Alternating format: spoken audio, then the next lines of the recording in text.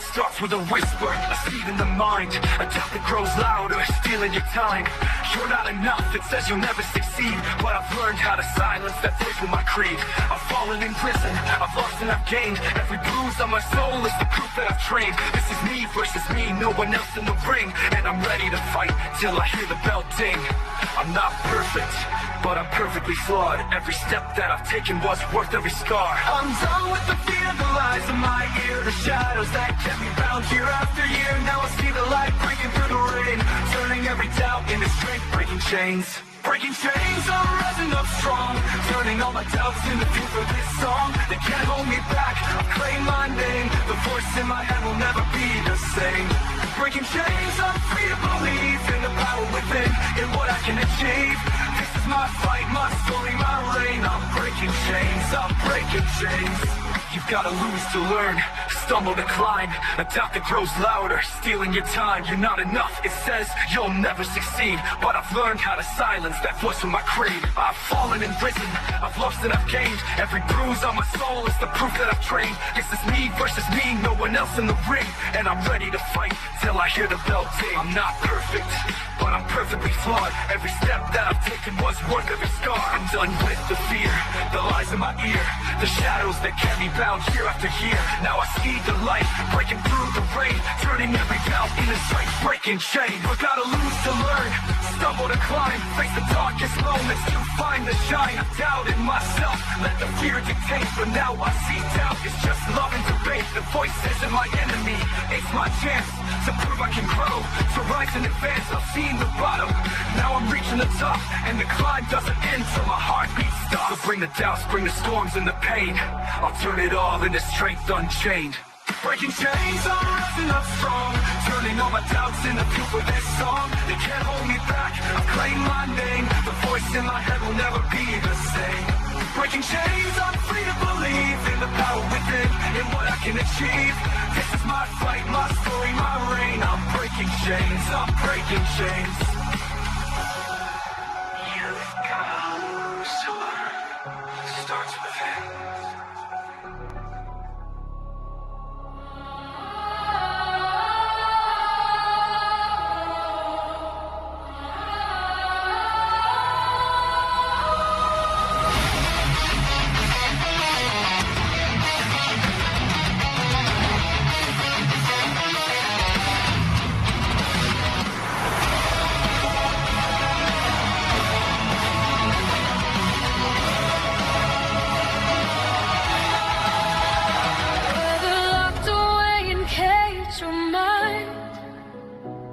Together we face this incessant fight, challenging a past we can't erase, replacing it with hope for a better place. Another day, another door, another damn thing to get done.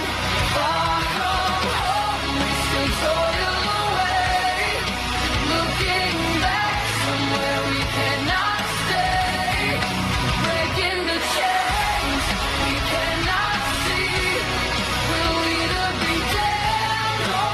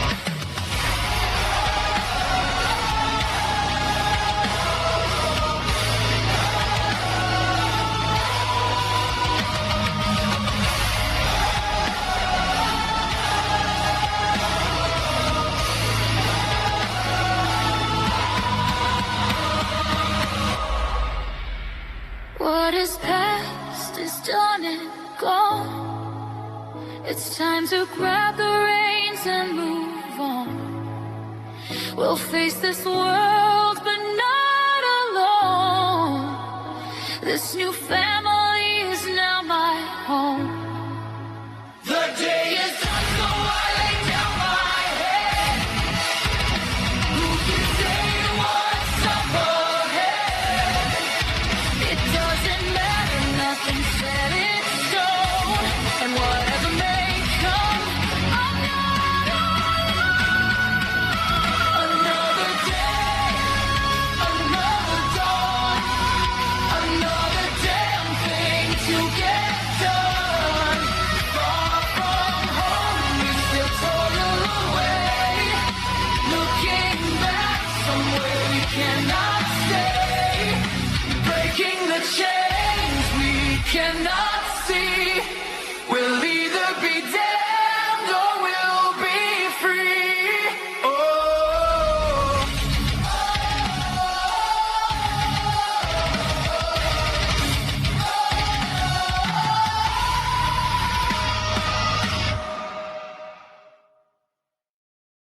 Good evening, everybody. Hello, hello. Hope you guys are having a great night tonight. Let's go ahead and join with the rest of the chains right over here. Hello. Hello. Hello. I'm Hello. not seeing everybody in roll 20. That's me. That's not my fault. Couple of y'all. Hey, Look. Oh, May, you might want to change your fogie. Oh, did I forget to Yeah. change it? You are Yeah. drinking with a cup. A coffee cup. Coffee, actually. But it's not cold coffee, right? I actually prefer Yeah. cold coffee, but that's because I live in Florida. Okay, all right. But Oh. but It'll it's- heat up eventually. But it's like it's supposed to be cold, right? Yeah, iced. Oh, okay. That's entirely different. So, yeah, no, it'll get hot eventually. Mm-hmm. Just leave it out in the sun. That sounds Sounds- disgusting. I'm now just imagining a coffee, like a cold coffee persona, slowly, progressively turning into like a hot coffee persona with a bikini. I don't know. My brain works in mysterious ways. I didn't sleep a whole lot for What the have last you 2 been days. watching? It's just stripping while sweating. It's just a Yeah. fever dream, yeah. Goes from May to woo, spring break. Anyway. Not a lot of sleep.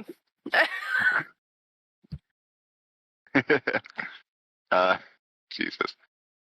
I'm crazy. All right. Previously. So, oh, my bad. We get music. Mm-hmm. We need the atmosphere. Yeah. There you go. Previously, the broken chains united behind Nimazine as she confronted her father for all the abuses he put her through over the last 30 years. After putting Nell in his place and leaving him to face his freshly surfaced demons, Ruby and Iris began to gather Axe, Lattle, and the cart. While those two were resolving that problem, the rest of the group followed Nemo into the jungled lands behind her family home and were shown the graves belonging to her and her mother. After kicking over Nemo's premature gravesite, the group helped Nemo commune with the spirit of her mother and were met with the face of the White Lady, now no longer bound to the material plane, having been looking over her beloved child. Afterwards, Nemo brought Six through the Torii Gate at the back of her yard, leading the pair to the ethereal plane, where it was overlapping the sun ring of Valmor and Zadaleth, where she was able to properly mourn her father, Ozen Merrick, and her mother, Shalur Adbrenu, the latter of which briefly flickered into space to bolster her adopted daughter's spirit. Later in the evening, after the party turned in following the discussion of a shared tattoo honoring the camaraderie that's been building amongst the group, Will attempted to sneak out of the tavern to gather intel on the Bone Chieftess. He was immediately caught by the ever-aware BB and was given direction to the Seeker Fleece for a chance at some knowledge. After Will left, BB followed suit, wanting to keep an eye on him while sating her own curiosity. It soon became apparent that something was amiss as the pair found the Jewel Guard patrolling the grounds of the bygone Wild Hall, and the Fleece as a whole. With Nemo becoming invisible to keep an eye on the surroundings, Will snuck his way into the library while being watched by Nemo through her sentinel. As Will made his way to the upper floors, he heard the conversation of two people and snuck closer. Upon reaching close to the door, his presence was detected by the Bone Chieftess herself, and after some discussion, revealed she wanted to speak with Mr. False before snapping Will's neck. We now rejoin Will as he drifts into lifelessness.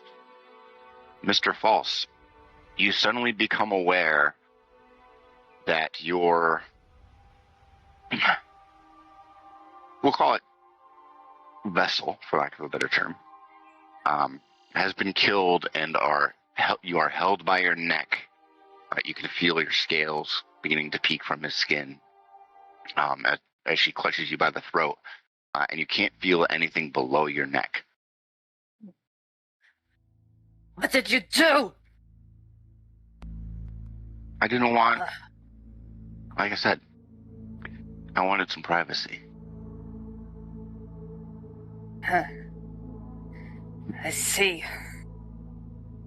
Quite clever. So what did you want to talk about? I don't know. I'm just curious as to what you know about the events at Oakheart.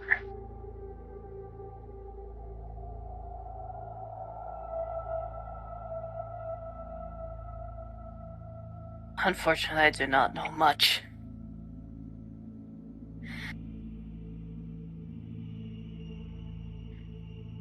How did you find yourself in this? Do you believe me, that a squid face, put me in this boy? Persuasion check. Oh, while he does that, is she just like still holding on to Mr. False by the throat?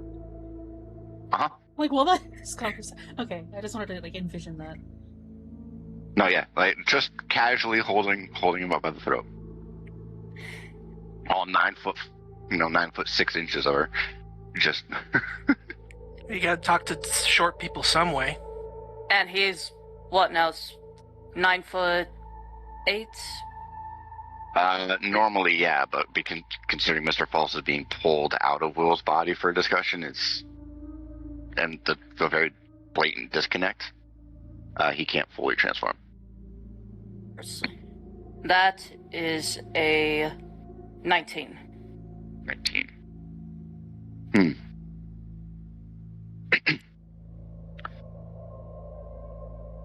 I am curious. I do believe you. Can I consider you an ally?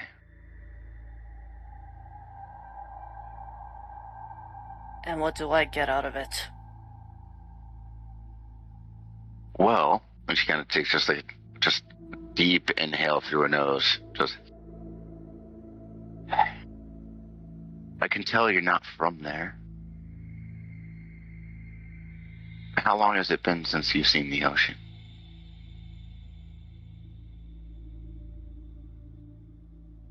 Centuries.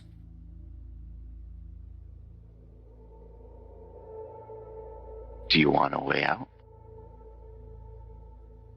Or do you have your own motives now after so long?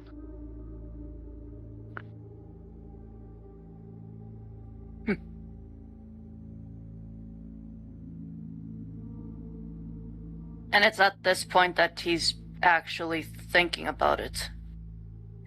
On the one hand,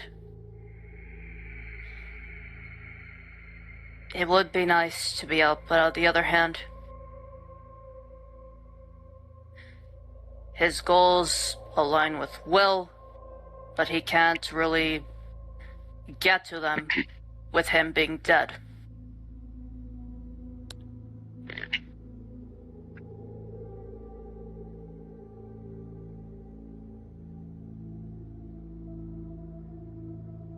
me look something up real quick.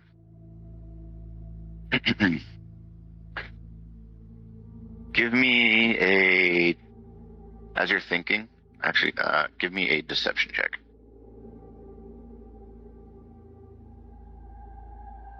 Deception, huh?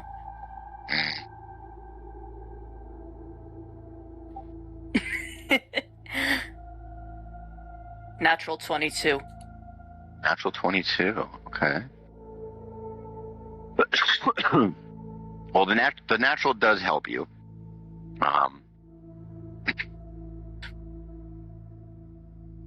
As she's just holding you by the neck, Mr. False, you can just feel a slight twinge from where her pinky is pressing. And she's almost, like, she's making it very obvious if she moves that pinky, that's it for both you and Will.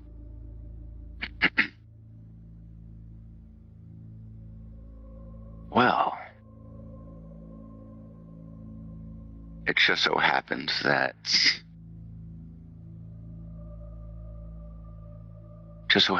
that book of mine might hold some secrets you're interested in. If you can compel this to read it, you might have a way out one day.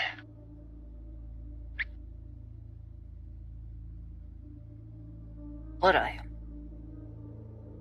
Mm-hmm. And she kind of, still holding you by the neck, pulls you closer to her face. She smirks. There's more to the natural order of things than just the 4 elements. I'm sure your beloved Umberly would tell you that.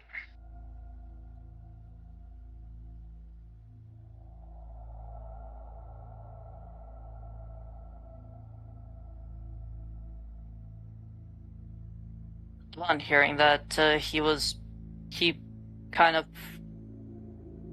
stunned for a split second because, well, he had not heard of her in a while, let alone spoke to her. But she now got his interest. Well, unfortunately, I wouldn't be of much use when I'm stuck in a body. Oh, I'm getting a little choppy. He said that it sounds very compelling, but he can't really be of much help being in a body that cannot move. Okay. Even if, just that. He can't be of much use in a body that can't move. That's fair. Give me a persuasion check, and let me know what it is. We'll come back to you. Okay. Bird Buddy. The last thing you saw was the Bone Chiefess shutting the door to an office in the back of the library. Before your sentinel was dispelled. You are still invisible on the ground floor, but what are you doing? I'm gonna start heading back. Just heading back to the tavern? Not like I can see anything. You said that it was dispelled. It doesn't mean I can call the sentinel back out of range. As far as you're aware, it's just space within a certain vicinity of Bone Chiefess. Okay. So it's not dead. It was just sent away. Yeah, much Okay. like what happened at the ball. Then I'm just gonna figure out what that distance is, and then kind of perch on the outside, Okay. waiting for something to come back out through the door. Okay.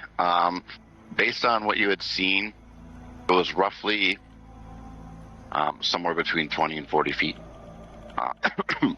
given the width of the 5th floor's walkway. Brain. Given the width of the 5th floor's walkway between the office door and the outer wall where you had perched your sentinel initially. So you could probably sneak the sentinel back through the window now that she's away from the door, but you'd want to keep a slight distance while keeping it inside. I'm going to give it just a little bit extra, but yes. And I'm also going to attempt to contact Liz. You're going to attempt to contact Liz? Send it. Okay. I would need... How do you go about... Are you just going to, kind of keep it whispered because you're still invisible, with guards about? Mm-hmm. You... It's not going to dispel the invisibility to cast the spell, so... Yep. If I have to walk and talk, or roll and talk, whatever the case is, I'll do it. Or do that first and then start the sentinel on. Whichever makes it work. Yep. To keep the sentinel up and make sure you're kind of clear of the guards, you can send the sentinel up now and then, put your mind into it later, a little later once you're clear of the guards, if you want to do it that way. That works. That's not entirely important. It's just the words read. We need to talk. Okay. Or Bell, we need to talk, not red. Yep. Go ahead and give me... Because Liz is fast asleep. Go ahead and give me persuasion at disadvantage, and you're trying to beat Liz's passive perception.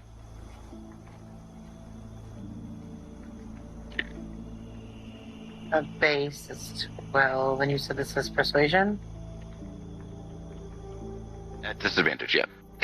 16, 6, 7, 8, 18 total. 18. I'm pretty sure that does. So Liz, in the midst of your slumber, you begin to stir. You're going to look around, having heard Bird Buddy's voice. Both Bird Buddy and Will are not in the room. Well, at least I'm aware of sending. Yeah. So, okay. Just like that's still waking up. Uh-huh.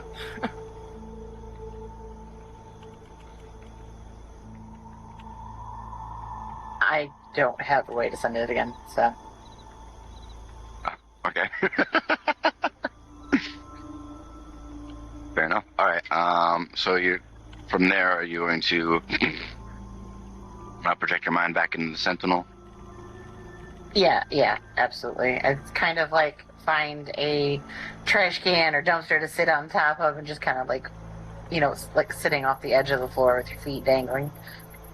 Okay. Kind of thing. Yep. So you go ahead and you find a nice little alcove between a couple stone huts that are kind of buttressed up into the fleesh. You kind of slink back into the shadows. All stealthy, you cast your mind back into the Sentinel, and you'll see that your Sentinels... go ahead and give me a stealth check for the Sentinel, actually, using its physical characteristics.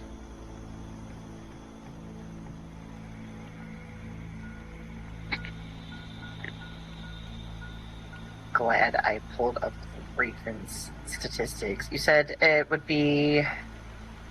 Stealth check, so it would be its dex plus your proficiency. Okay. Dex is plus 2 for Raven. 20 total. 20 total, okay.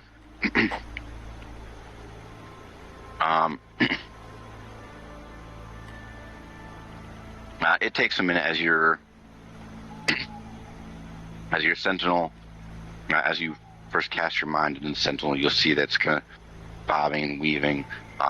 It looks like it's doing its best to play itself off. Or as you cast your mind into it, you swoop it into the 5th floor, a few rows back into the bookcases, but perched up on top, hidden amongst the shadows of the rafters, and you just have a line of sight on the door. I will, at this distance, I will need an active perception check. I can do that. It's base 12, so it's going to be at least a 20.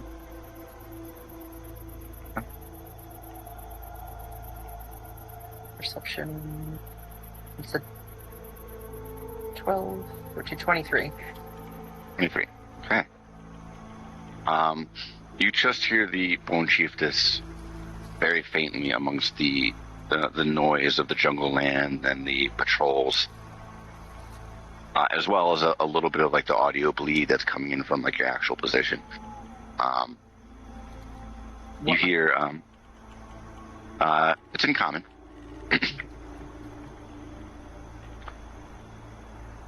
And Mr. False, as she looks at you, the Bone Chiefess smiles.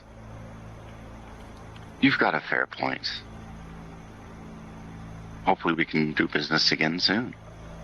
And everybody, you'll hear just the faintest pulse of magic. Mr. False, wisdom save, disadvantage.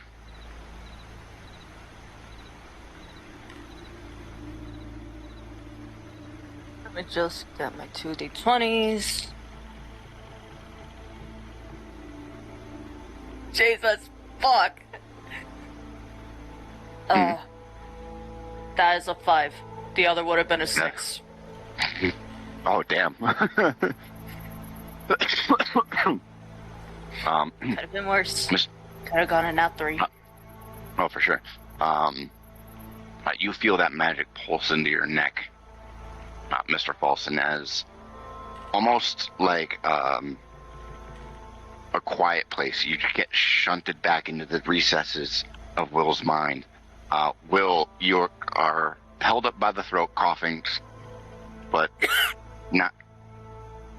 But she's not squeezing your neck too hard. You can feel your body, and as you're kind of like looking down past her fingers, you can see a little bit of Mr. False's scales disappearing.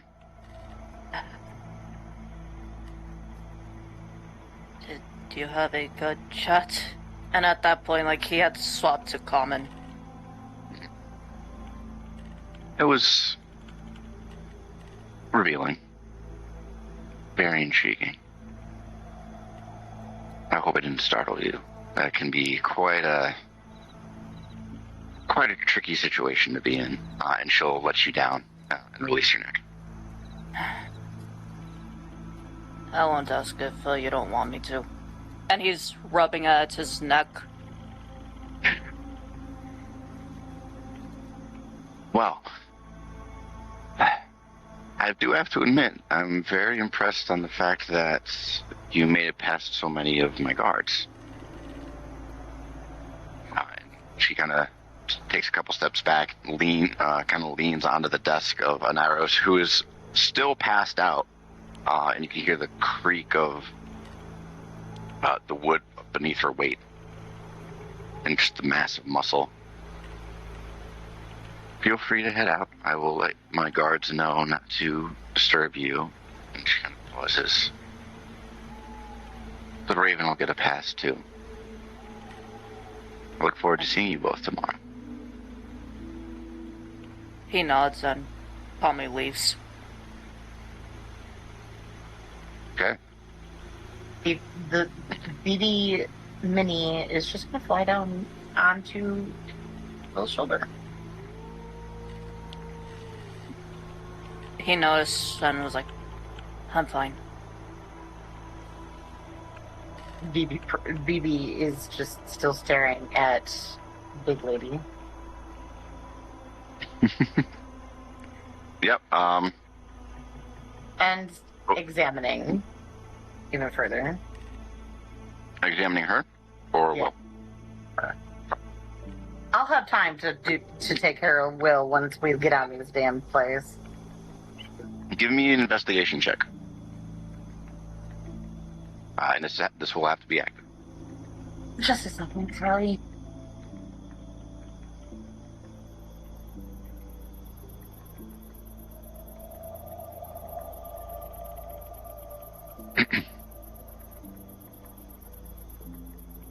Sorry, the young man just went to bed. Anyway, sorry, what was this roll for? Investigation. It would be an active investigation to kind of determine if anything's amiss. Okay, investigation. 29. 29. Anaria's being asleep does kind of throw you off, because as far as you know, he has an outstanding relationship with majority of the chiefs. For the very faintest of moments, you get that very familiar scent of nothing. Nothing, or the same thing that I smell on Liz? Same thing you saw on Liz. Type nothing.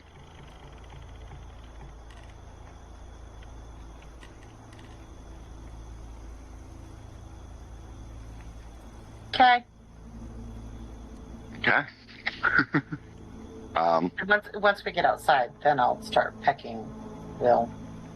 Alright, yeah, so, Will, you start making your way down the steps, and even both of you with your passive perceptions, and even through your bird, while the Seekers are still doing patrols, the Jewel Guard have stopped and are just casually on guard, eyeing the pair of you. And it's just a very awkward sense of being watched from every direction. Permission to roll. But they let you go. Yeah, go for it. 13. Can I cast inspiration through the bird? Unfortunately not, no. It has to be a spell. Inspiration are not spells.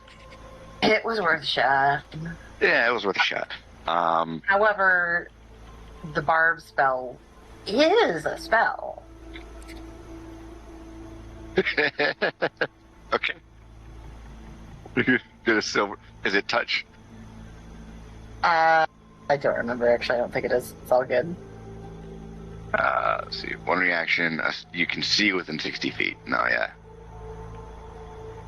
Not a touch. Alright. But with that 13 will, it's... You still feel some of that confidence. After all, the Bone Chief is just...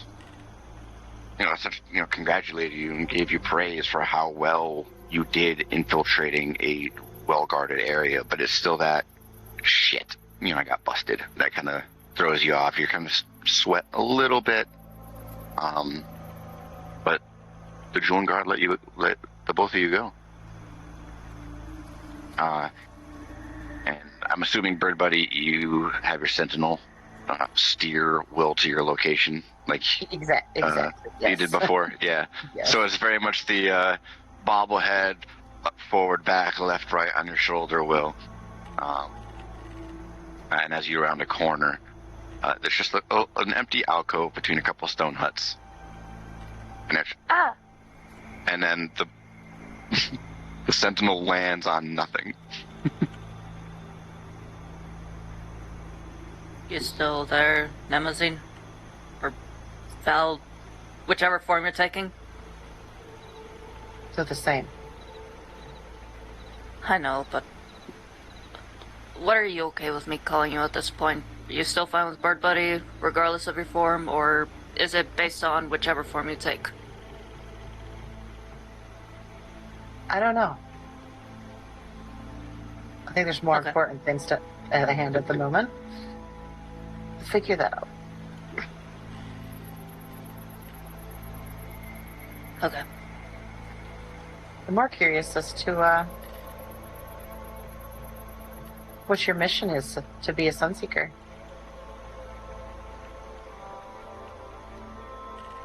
I already told you what happened at home.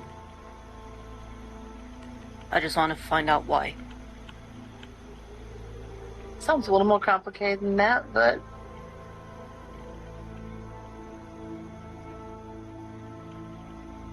I'll figure it out.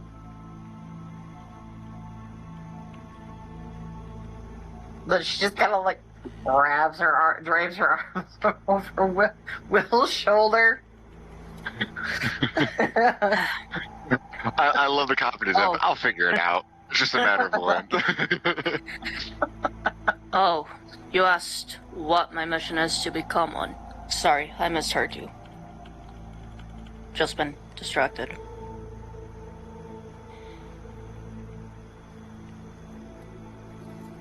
I heard your conversation, at least, up until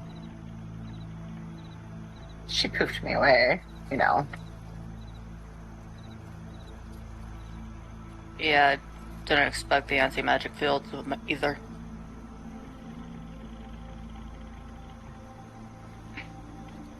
You guys forget I listen.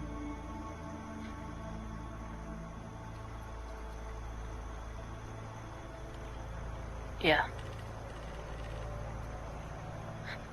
But she just squawks and she's fully visible at this point, like just strutting down the street with him.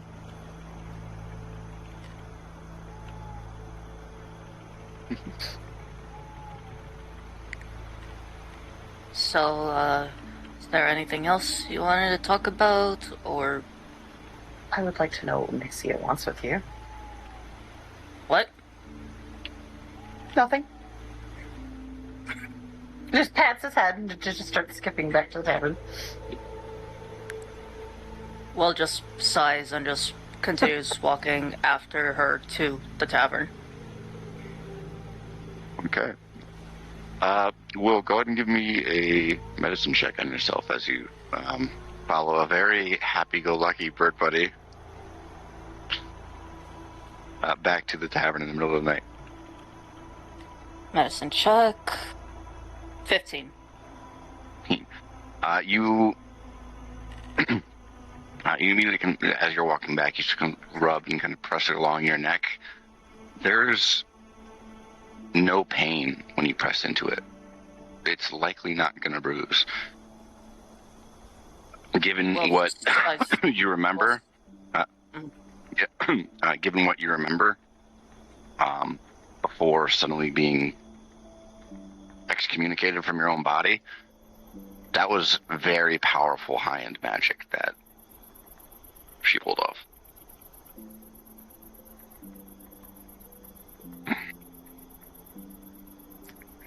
It was impressive, I'll give her that.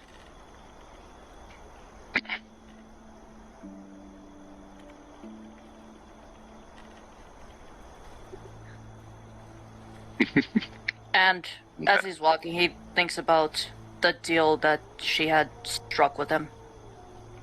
Okay. Liz, I'll let you decide. Are you conscious when the two of them return? She's sitting up, like when you're like half asleep sitting up. Mm-hmm. One eye blinking before the other one does, yeah. Yeah. I kind of half expect the mom look when they walk in, like the sleepy mom look wherever you've been. No, Liz.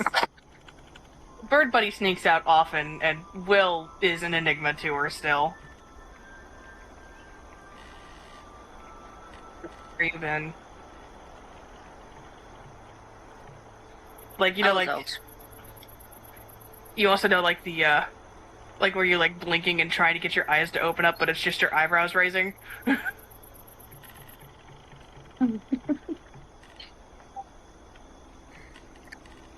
He made somebody mad. Great. I didn't make her mad. I mean, she took it really well.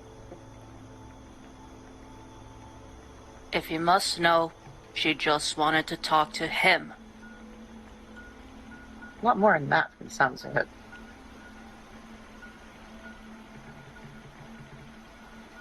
What was so important that you had to hide? Or she had to hide? And at this point, it's kind of you both.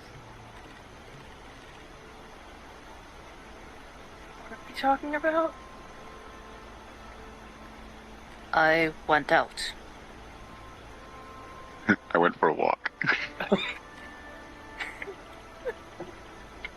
He went to seek the lady that we're supposed to talk to tomorrow. Today. I don't remember what time of day it is. It'd be just today. That was in character. I don't know what time it is. I kind of forgot they were running together anymore.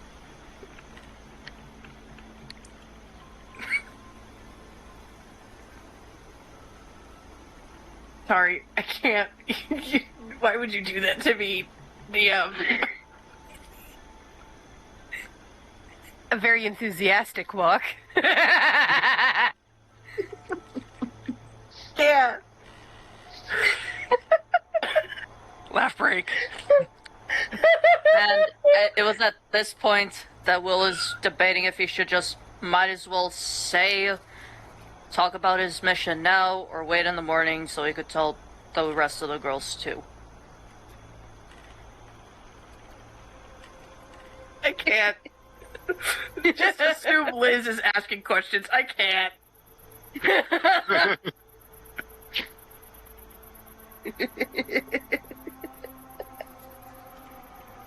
So yeah, Will is just debating if he should just spill now or wait until the morning where he could just tell everyone in the group.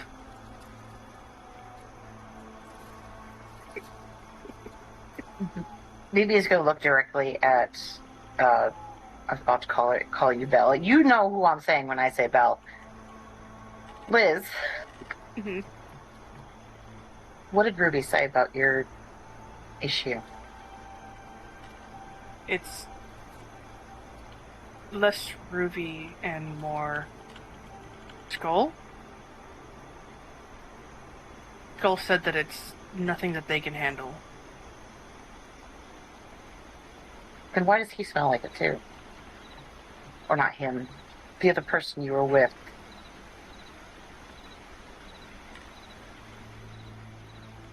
Mm-hmm.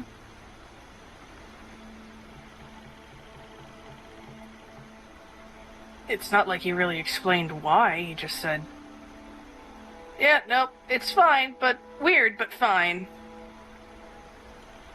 Which is heartening.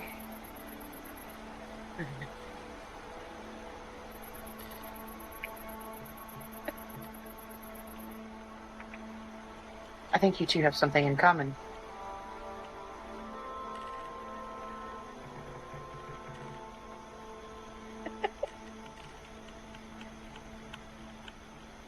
You and Elf Man here. Half elf.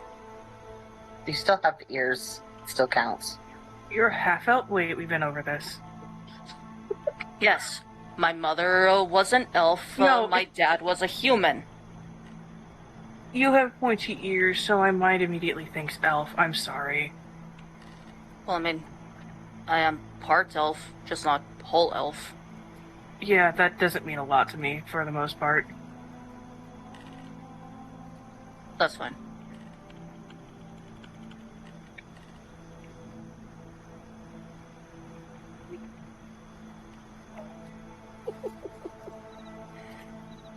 Well,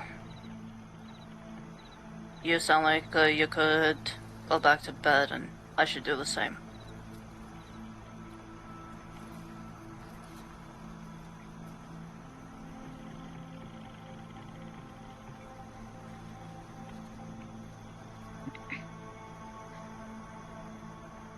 He's just gonna sit there and stare at Will the rest of the night. Sit right on the edge of his bed. Sit right on the edge of his bed and stare at him. The Spider-Man perch.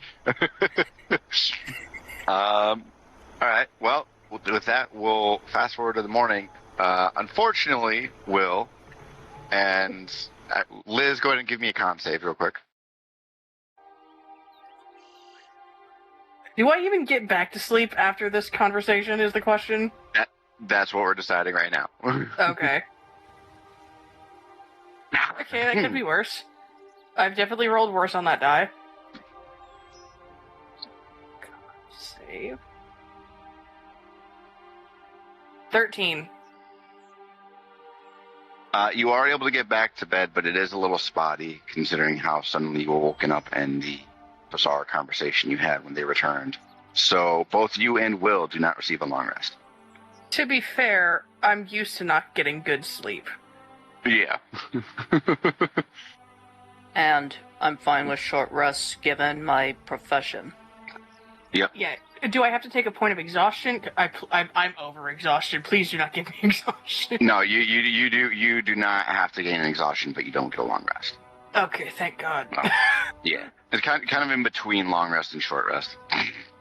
I took a couple of short rests. Yeah, like 3 hours, woken up, another 3 hours, fuck, it's sun up. Yeah. Yep. But with that, we'll jump over to the other three as the three of them begin to wake up as you guys are Oh, I've been awake. processing. Well, yeah. I've been awake for at least a couple of hours. I went out for a jog and I came back. I'm downstairs in the tavern proper, sitting at a table with what appears to be a glass of orange juice. How much vodka's in that? And she like puts her fingers to the glass, like thumb in the bottom, and then just kind of slowly moves her index finger up the glass, and her eyes just slowly drift towards you. Her finger's still going up. It's supposed to be orange juice with a splash of clear liquor. Yeah, well, they Not- call it a screwdriver, and I don't plan on driving, so screw you. You're not my type. That's so. a good one. Liz just pats her head. And I'm just, I'm gonna take a nice swig. Yeah, I'm not. I don't sip my alcohol. I swig. Mm. I asked You know- Chemo if I could have a shot of the strongest liquor they have in the tavern. Okay, morning drinking. It's just like being back with Della. And Liz just like, like the slump on the table where you just like chin. Yeah. Will, like go ahead and your knock arms off. dangling. Will, go ahead and knock off a 5 copper for the shot. Ruby's got a coffee. Yeah, honestly, it's kind of weird that Will's drinking like first thing in the morning. It's not weird for me. I do that pretty regularly now. You've gone through some shit. What's going on? I checked to see if everyone's here. Yeah, I'd Iris say is probably the last off coming down. She didn't sleep well. no, yeah. Dry eye, rubbing some crusties out. Big language stretch. Yeah. Does a Ruby certain- pats near does a- her. Does a certain other familiar kitty also come with her? No, she's left by herself. Okay. No, She Blossom did not visit Iris in the middle of the night. No. No. no. I had to say that she had a couple of nightmares. So Ruby kind of pats, like, the pat invite, but on the seat, she, like, pats next to her and pulls Iris to lean on her and just pets her head as she's drinking coffee. thank you. Yeah, you're good. Will just looks at Iris and he is feeling bad because he could tell that she didn't sleep well, and remembering how she reacted with what happened at 6, he knows he's going to upset her again.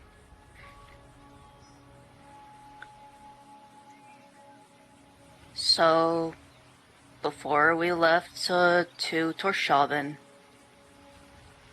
Octavia gave me a mission.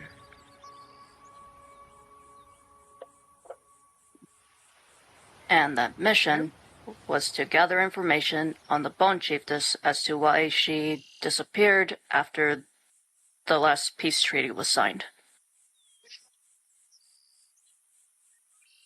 I ventured out last night to finally fulfill my mission, and I did get caught in the end. Who? Fan, Angel.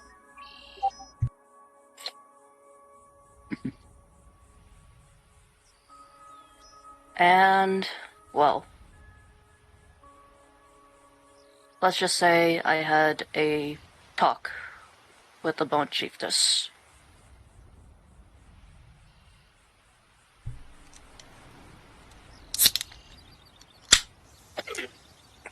Cool. You sure it was the Bone Chiefess, Will? Wait, what? I didn't hear you, Flavery. What did you say? BBE is asking Will, are you sure it was the Bone Chiefess?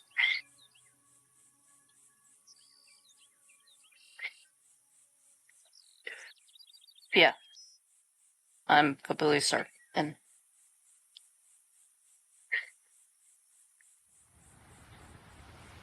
But anyway, Okay. during our conversation, part of which she asked why I was there, and I answered her questions, she then asked for an audience with Mr. False.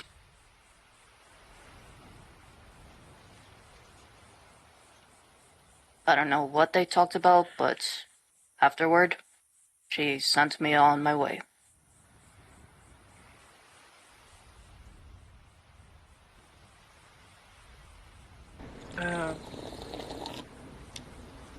How did she talk to him? Did she have someone like me? No.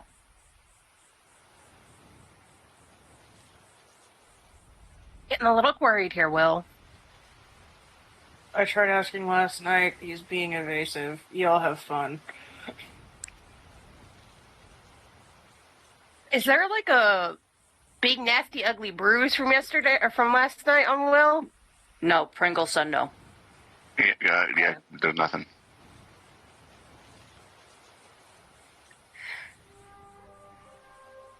And at this point, Will is just trying to think of the best way to tell them. Because on the one hand, he's just thinking do I tell them, what if they get upset? I don't want them to get upset when we're supposed to be meeting her in a couple of hours. Today, Junior. She killed me. You got better. 6. What? You got better. Killed you? Yeah. And then brought you back. Yeah. Looks at Bird Buddy. I didn't do it. I told you. Just death seems to be your thing, though. You know, Bird Buddy's not the only one that dies. Or does death. Fuck, I know what I'm saying. You don't. You just drink your orange juice and be adorable. It's when your pet's dead. I'm gonna do that. Why don't you have some water? There's water in orange juice. I meant water alone. Not really. Nah, fine. You get some toast. Ooh, and bacon. But yeah, she did it too. She said she was sorry, she just wanted a private conversation with Mr. False, and like I said, she sent me on my way after she was done. Actually, I have a question. Does Liz know what we're talking about with Mr. False? No, actually, this would be the first time, now that I think about it. Because you were unconscious for most of the Mr. False episode. So, does anyone want to tell me what we're talking about with the Mr. False thing? He made a deal. Will points at his head. I named the voice Mr. False. He has a resident inside of him. Great. More people hearing voices. What do you mean? Do you think Azith is silent these days? That's fair. You have That's been a telling me god, all though. along.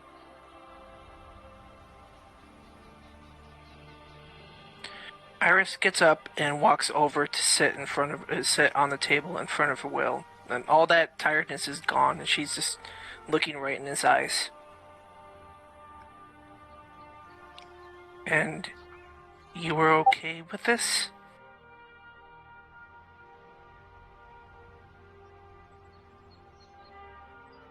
Yeah. Insight. Okay.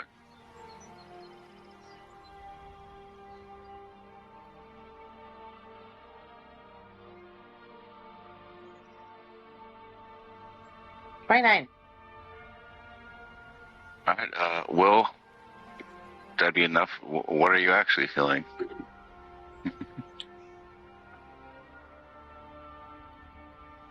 Quite honestly, on the one hand, he knew that this was a risky mission, but on the other hand, at least he wasn't killed for being caught. But the fact that he was brought back meant that the deal that she made meant that he was still useful, which means he had to be alive to be useful.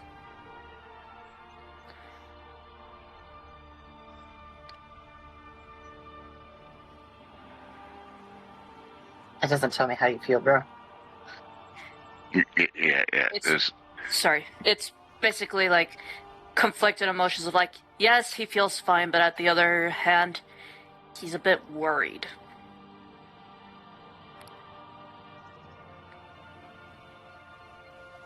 Iris reaches over and grabs his shirt and pulls him in. I'm not facing your mom and telling her that you died. She was scary enough when she interrogated me. I'm not going to have her be mad at me because I couldn't help you.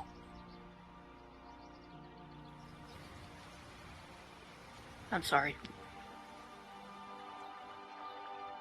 Never do that kind of shit again, okay?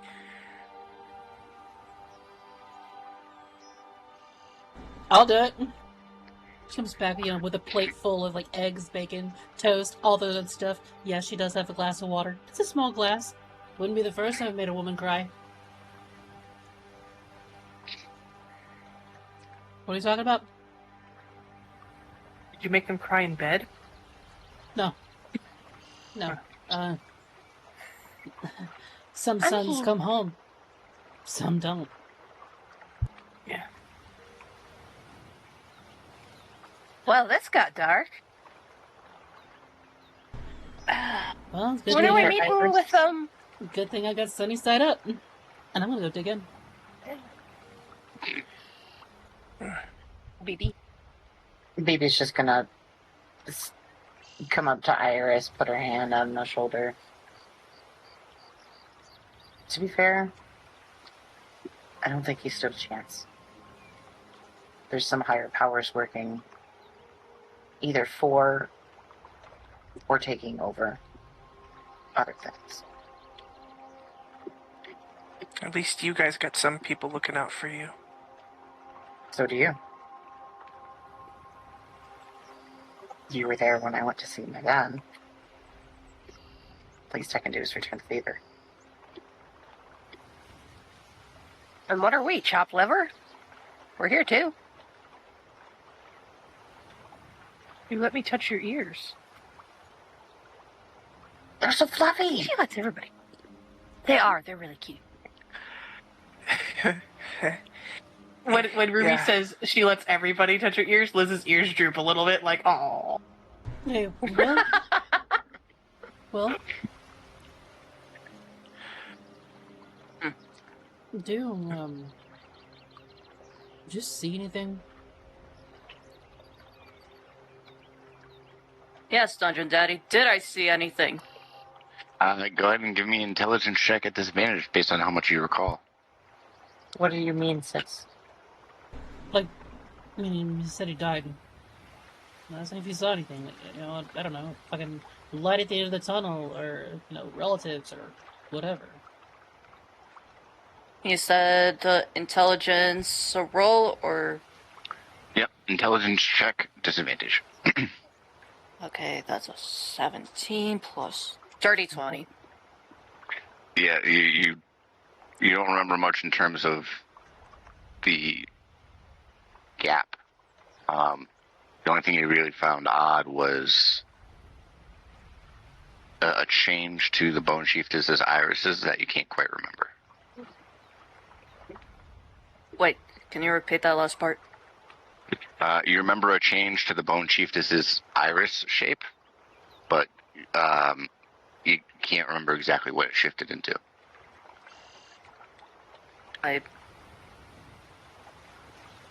The last thing I remember seeing was her eyes had changed. Yeah. Reptilian. She also smelled funny, kind of like Liz. Are Okay. you talking about that smell you had me look at? Yeah. Or sniff? Yeah. So, Great. So, can we consider her at least friendly? no.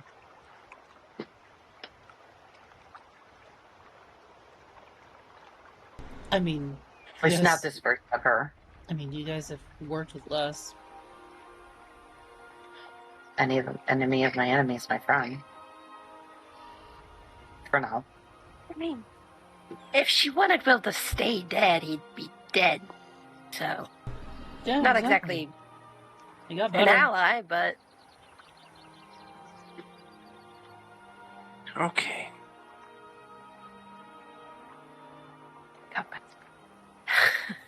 Look, kind of what I'm gathering is, if we're gonna die, it'll happen regardless. Oh, why sit here wondering, you know, oh, why they brought us back? Who fucking cares? They did. So, like, what else, man? Keep on trucking. so very heartwarming 6. Oh, look, I'm a realist. Alright? Like, people die, sometimes they come back. Sort of. It's a really weird... I don't know. You guys should be able to explain it way better than I can. I mean, that's with spells, though, and stuff. Yeah, magic shit. It's...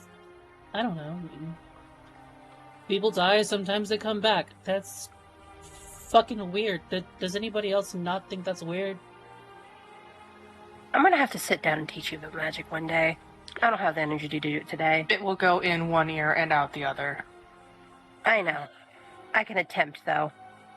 You will be wasting your breath. And her time. I'm an air genasi. I have air to spare. Yeah, it's on your head. Yeah, I'm just like, you know, hard staring. Thank you. Cheeks full of egg on one side, bacon and toast on the other. I'm stealing some bacon. Do you want to die today?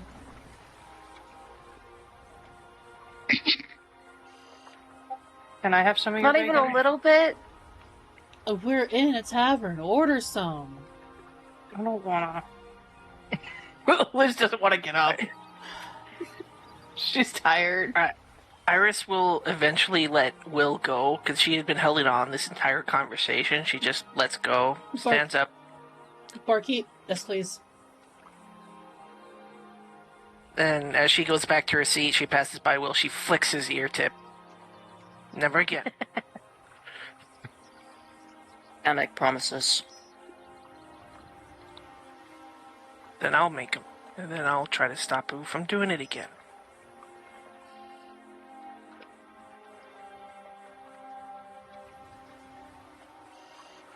Magic has to be good for something. Yeah, that's pretty handy. Anyway, when are we going to go meet this chief?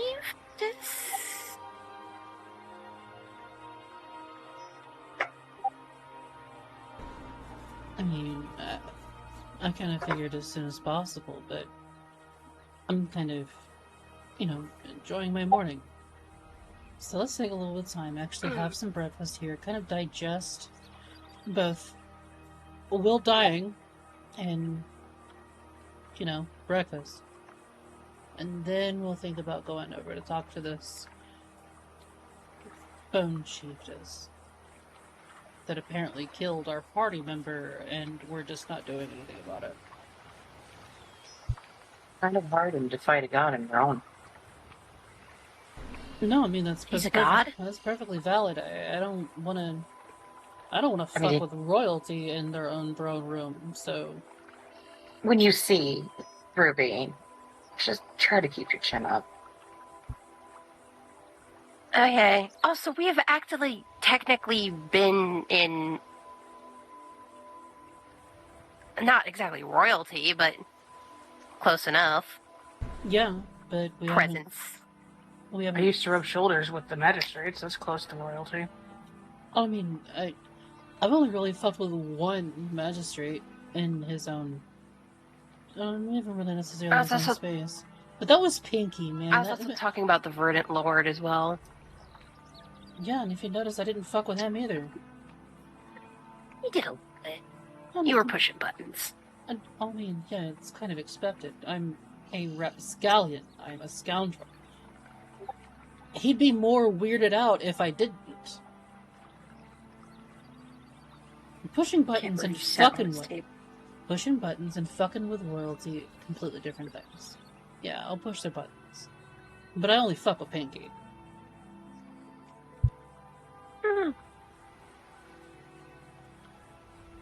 Well, Tom eats the breakfast that he ordered. Okay. Alright, so, are we good to fast forward a smidge? Yep, I'm good to fast forward through breakfast. Yeah. More bacon is called forth, by the way, when Six is like, bartender, yes please, she called over breakfast for everybody, so. Oh, no, yeah, for sure. Just get myself back up. So, after breakfast, you would start with Bird Buddy's lead, giving at least knowing the layout of the fleeces. Bird Buddy would lead you guys towards the central fleece, the largest and the widest and tallest of the 6 fleeces. And second. Oh, that's the wrong region.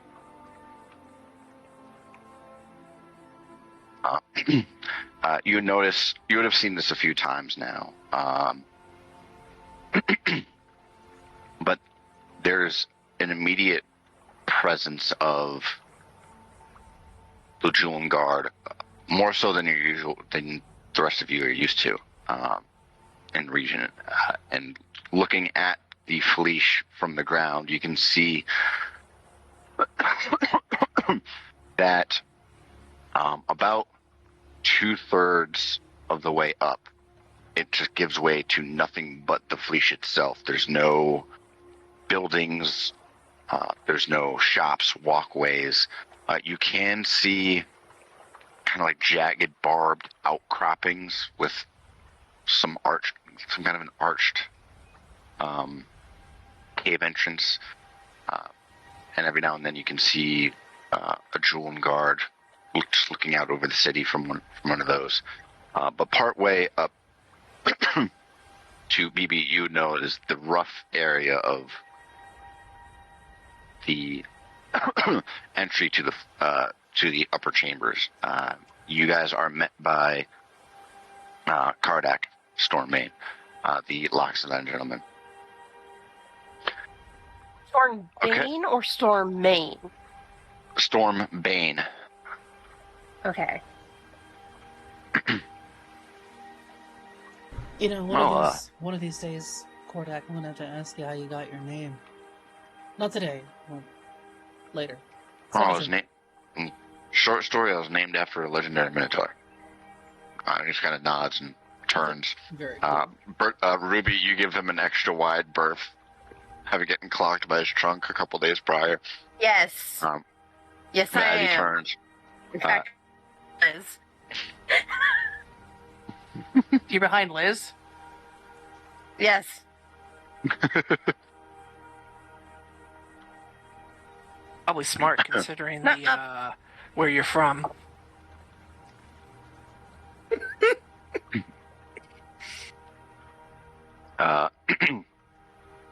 Thank you, Sam. But as all of you follow him, go ahead. How thick is the guard getting the further up we go? It gets to the 2/3 section, the very top. It's fairly heavy, but still, the Ad Valorans would be able to tell it's not nearly as. The guard isn't nearly as omnipresent as scale guards are, but you, with your passive perception, you can,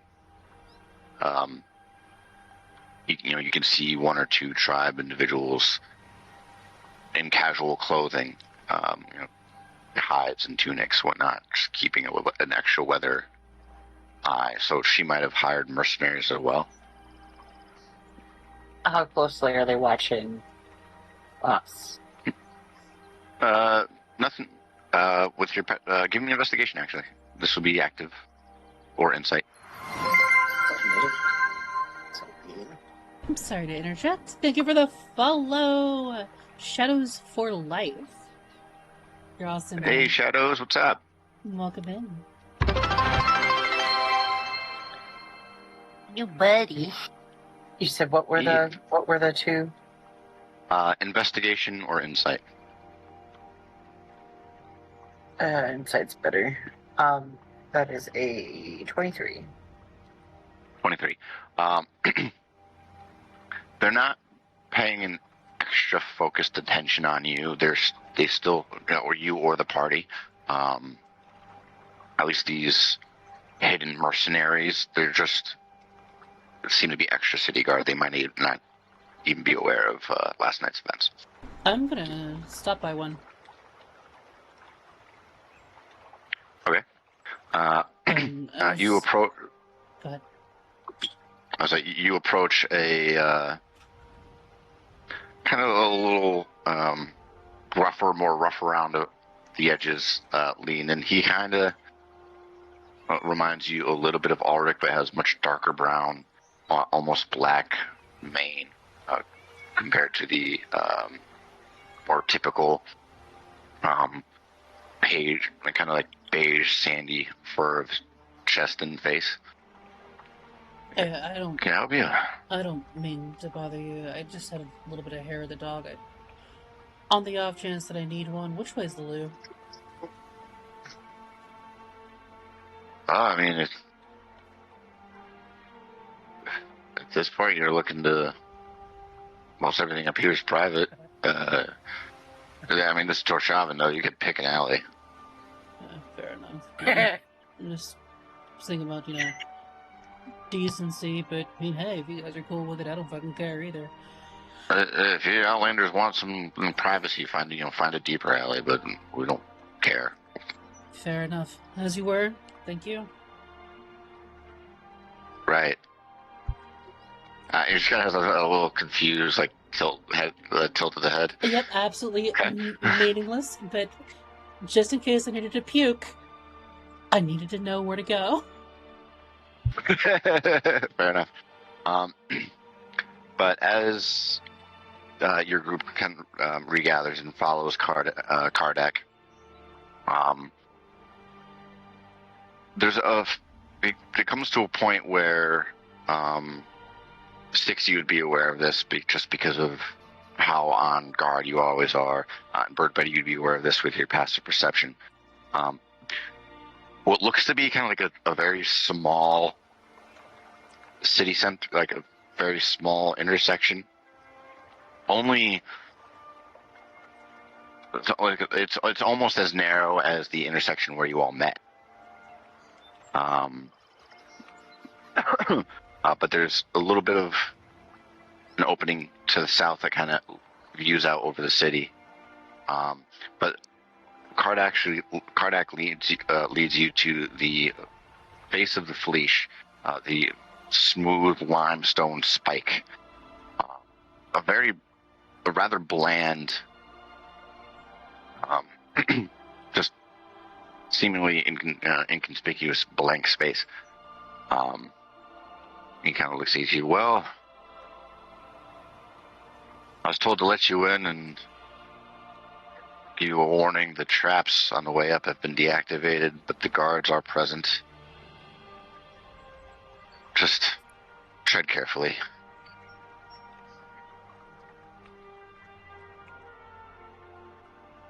Traps?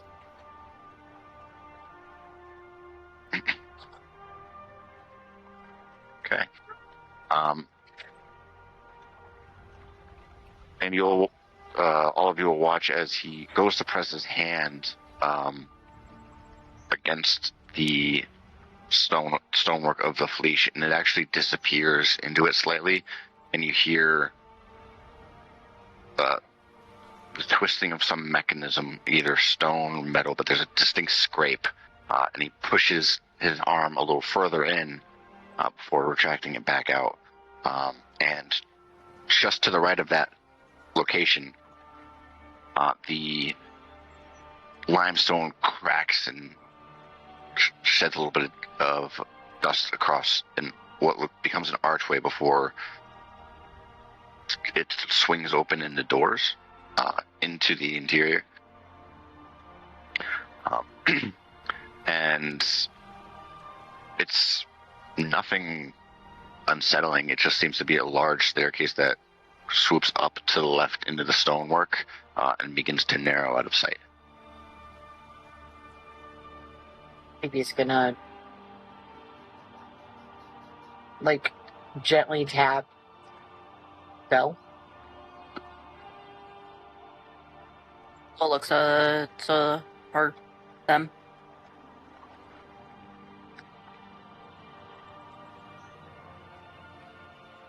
Gentlemen should always open the door. Go on, Will. Well, just smiles and says, "Of course." And he opens the doors like, "After you, ladies."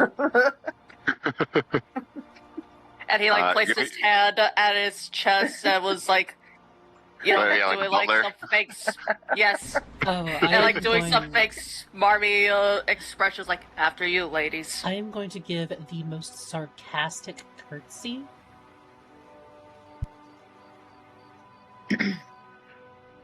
None of us would last a day in court. I think I'd do fine. All of you, though, I would be worried. I lasted a few hours. It doesn't that Bella. I know you last a few hours, 6. As you all step through the stonework, you hear that familiar crunching of a mechanism, and as the doors begin to close amidst the conversation, Bird Brother, with your passive perception, you could just kind of hear a little bit of a hearty chuckle coming from Kardak, like, just, "Oh, they're fucked," and just the stone.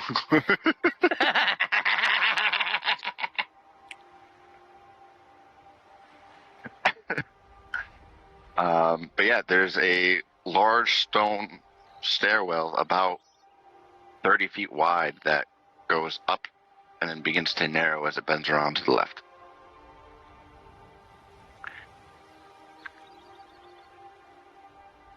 Do you all proceed, and how carefully?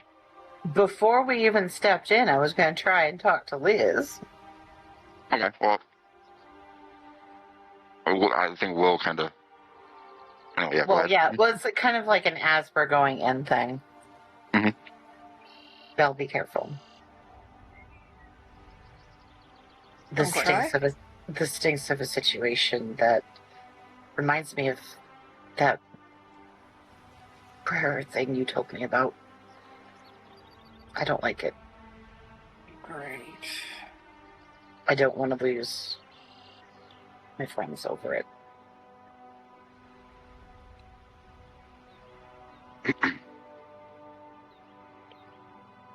Well, let's do one thing. We'll get out of this okay.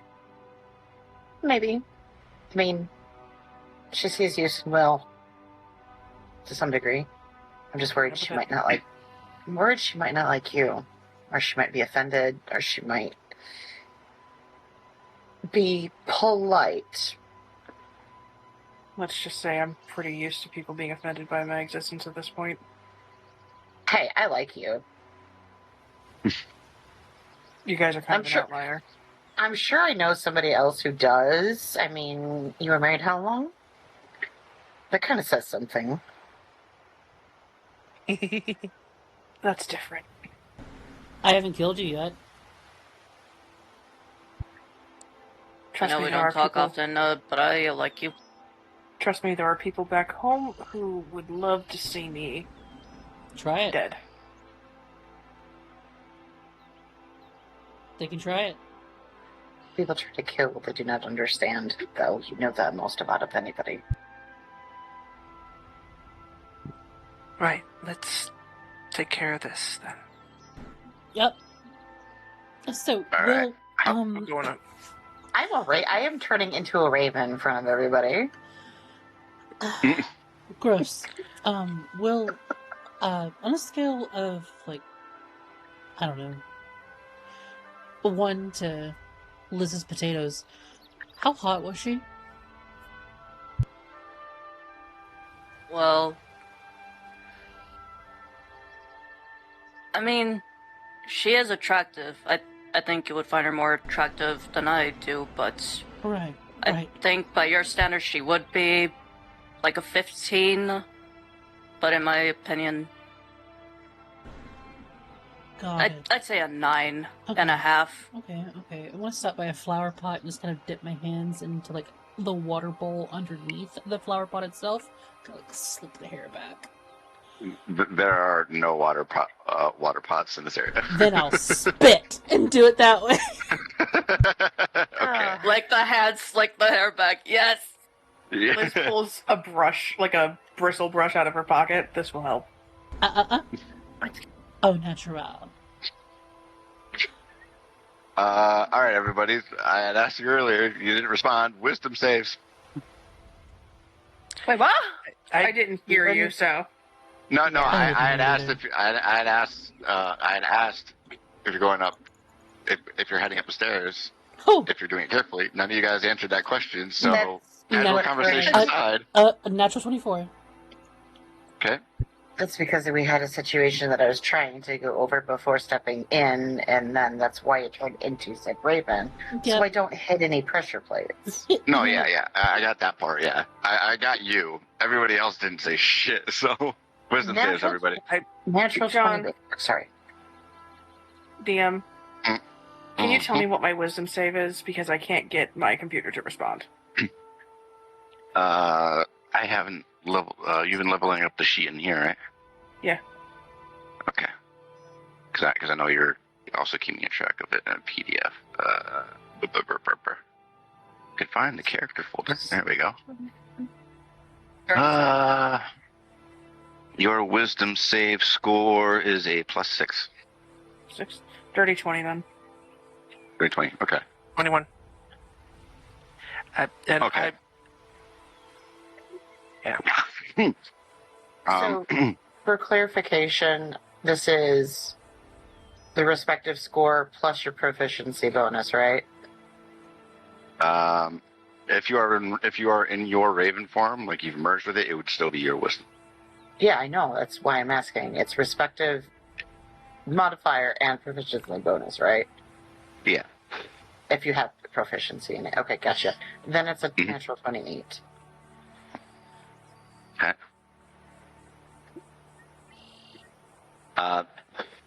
As you all have made your way upstairs and follow the curvature to the left, None of you are frightened, but you are all completely caught off guard by a large, what looks to be ballista at the top of this stairwell as it begins to narrow to about 2 shoulder widths apart, about 10 feet up. But the ballista itself seems to have 4 large bolts. And Birdbody, with your passive perception, you can see very thin mesh razor wire netting woven between the 4. And as all of you are kind of like looking at this place, you just hear a voice, "Proceed," and the whole ballista just slides in and the stone shuts. That's Well, fancy. that's not horrifying. Damn, that was awesome. Yeah, it did look pretty neat. Oh, what the hell are they I- trying to protect against? I love that, Intruders, like, of course. the initial 4 of us, it just completely and totally reflect the duality of man. That's horrifying, and that was awesome.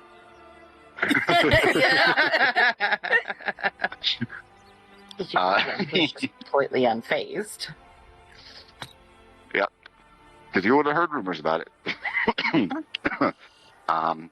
Hold on, I'm going But to as you- I can still carry on. Yeah, no worries. As you all continue up the stairs, it makes a sharp U-turn and continues up, very much like a standard stairwell. But each level has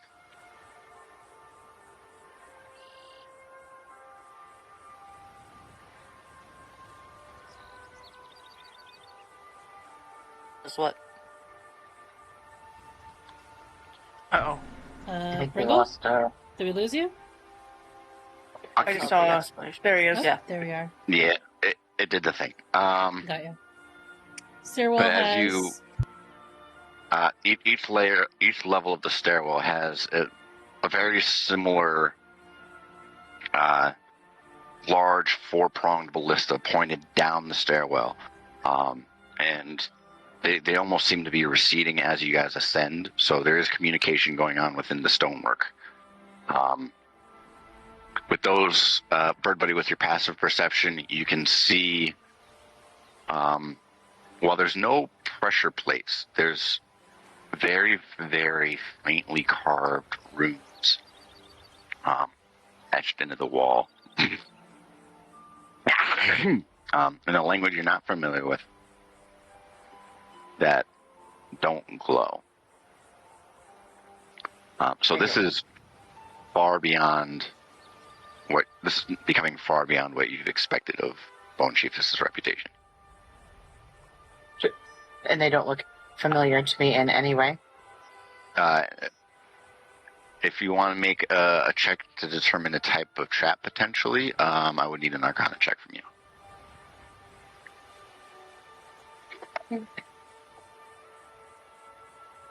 I know nothing. So I You drag know Will nothing? over instead. Huh? I point. What was it? Baby. I said I know nothing, and that's why I drag Will over instead. I peck at Gotcha. him. Oh, Uh, runes. Go ahead and give me investigation or an Arcana check, Will. Good thing I have a +6 in Arcana. It has taken us forever to climb up these stairs. That is a dirty 23. It's a tall ass fleece. Dirty 23. There are glyphs of warding, but you can't determine what level of magic's been imbued into it. And you are, and with that Arcana check, you wouldn't be able to recognize the language. Sorry, Bird Buddy, the only thing I know is that's some kind of powerful warding this game. Can I take a look? Because I believe, as a cleric, I should have access to with warded. Oh my god. Yeah. Don't I have that? I don't know. Yeah, Do you glyph have warding? this as a spell? Yeah. I don't have it as a spell currently, but I do have access as a cleric. You can make another Arcana check, yeah. You would recognize it as a glyph, depending on your spell, but if you don't know the language, you don't know the language.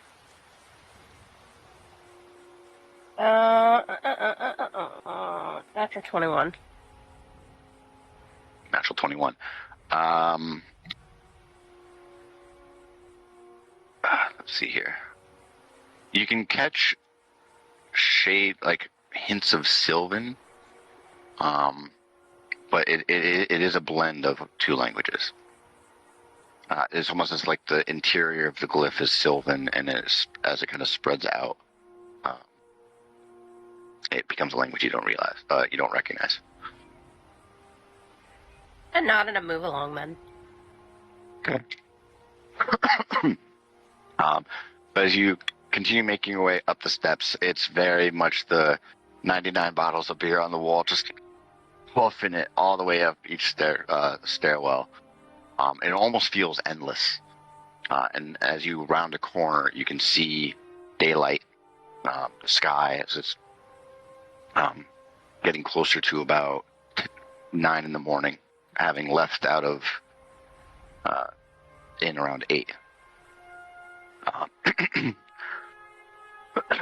But as you make your way up, you are met with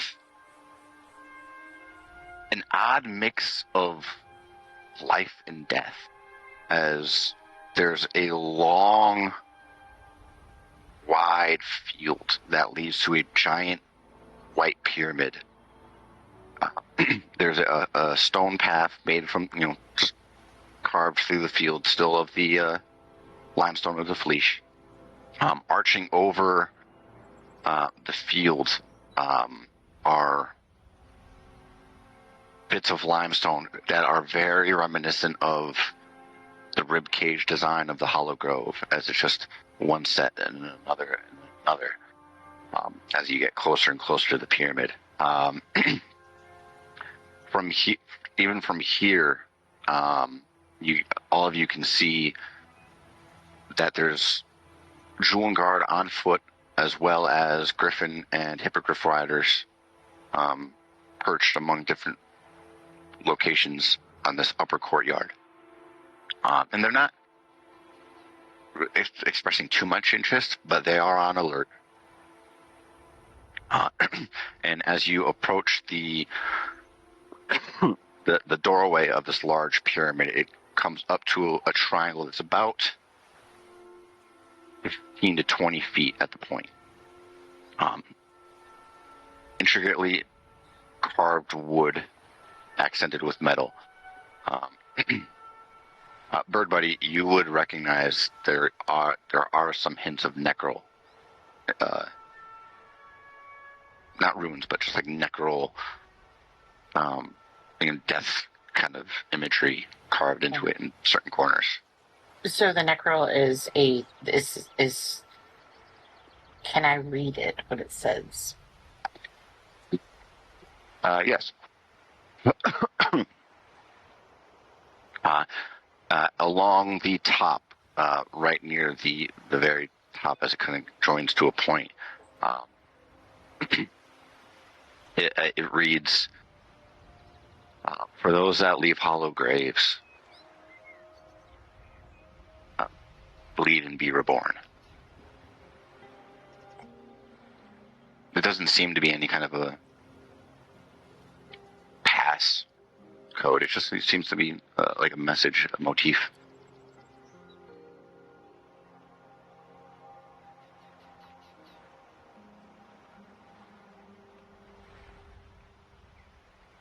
Maybe reads that out loud so people know that they're not insane.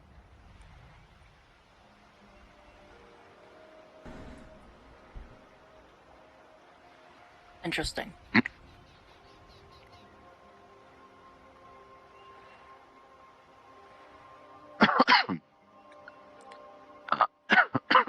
But do you guys knock? Oh, what? Does this place weird Liz out at all? Not yet. Not yet. It's impressive. Like the large ballista is well beyond the rumors of what Torshavan defenses are supposedly like. as well as the almost systematic patrol of the hippogriffs and griffin riders that are flying above you all. Yeah, but Liz, that doesn't surprise Liz at all. The fact that Advalor either doesn't know or is keeping that sort of information secret. Mm-hmm. She's not surprised about that. Mm-hmm. Does the entire place smell funky? Nope. Does it smell like anything? Other Does not. than these guys. It smells like clear skies. Is that abnormal? No. Based on what you've been able to deduce about this odd stench that you guys have come across, it's more of a vicinity to individuals than a space. So we've reached the tip? Yeah, you're at the front door of the. You're at the front. You are at the front door of the palace of this pyramid. Yes. Yeah, I'm knocking. Okay. As you knock, Six, you do your best to make it apparent, but still kind of like leave a little bit of decorum, so you're not just like pounding on the door, but it echoes into the interior. And after a couple minutes, you hear footsteps across what sounds like rug.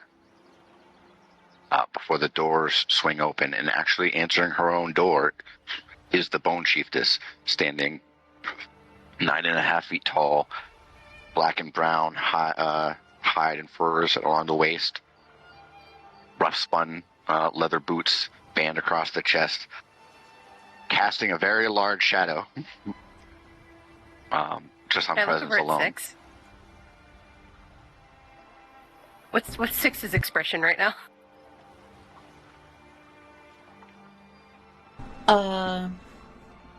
You know that song Lady in Red? Mm-hmm. No. That. I don't either. I'll show you guys later. Lady in Red. Someone hasn't watched Dodgeball. Just smitten. What Is her jaw on the ground, Eddie? I wouldn't say like necessarily on the ground. There's definitely a moment or two or seven. Wow. I just nudge her with my elbow. While Six has got that expression of, do I want to try? BB's watching the chiefess's expression and who it settles on, how long. Okay. In Raven form still. In Raven form, she does kind of pan over you. She was like, "Well, good morning. I was expecting you. Thought it'd be a little bit sooner, but can't hold you accountable for being lost in the city." And she kind of narrows her eyes on you, and there's still the dark brown Goliath, but they narrow on you, Bird Buddy. I thought there were supposed to be 6 of you. Guac. There is. She kind of cants her head. Fair enough. Bird counts. Good. Come on in. And she gestures. Everybody, I need wisdom saves ad valorans at disadvantage. 6, you are excused because you spent most of your time in prison. Excuse from the disadvantage? Yeah, so you get it. Yeah, so you get a standard roll. Okay. Natural 24? Said wisdom? Mm-hmm. Almost the same. Natural 28. Luck. I am not sticking to that roll. Apps. 19. Hey! Nice. I love that. We're getting matchies today. Yeah. But as all... Oh, go ahead. 8. 8? Okay. That works. As all of you are welcomed in, it's a long... What was that? What was the roll again? Wisdom save. Oh, 18? 18. Okay. This is where you start feeling uncomfortable, is not from any kind of lingering smell or even the presence of the bone chiefess. It's the oddly ornate, for lack of a better term, castle. As all of you are welcomed in and you start making way down this carpet, it's this rug, this long runway of red rug that's about 10 feet wide. That stretches a good 60 feet to a set of steps leading up to a stone throne that is accented with raven carvings and black wings. Black stone throne. But along the pillars that reach up about 20 feet before giving way to the bottom of the second floor, each pillar is adorned with what appears to be trophies. There seems to be a long scroll that's partially burned on one. There's what looks to be some kind of monstrosity skull. Liz, it's the very unsettling deep red draconic themed armor that seems to be made of leather. That's on roughly the middle section of this walkway that causes you to stop. And you can immediately tell that it's old, it's ad Valoran. And near as you can tell, as near as you can remember, an armor set like this was used to be in the possession of the Amethyst Magistrate prior to Kithri, the current magistrate.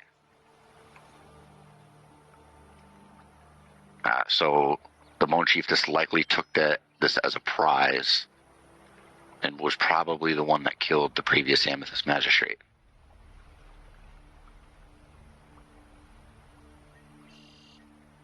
I have a question for you in DMs. Okay.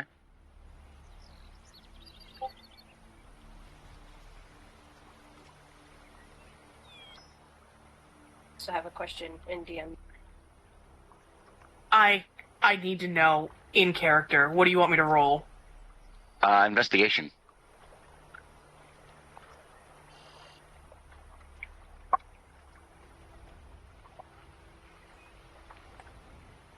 Oh.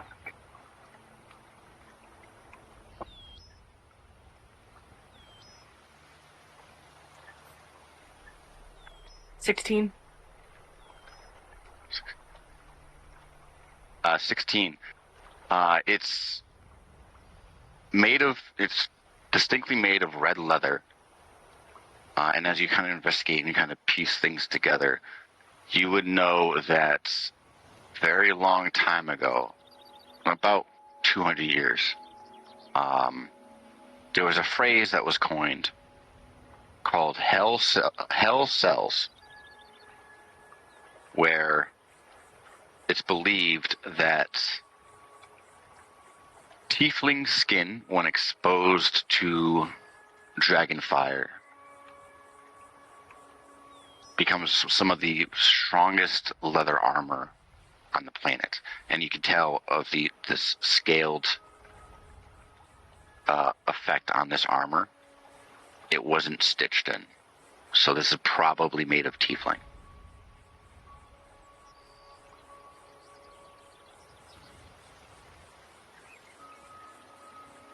Do you want a composer check? Yes, disadvantage. Am I also making one? Liz is the only one who's figured this out at the moment.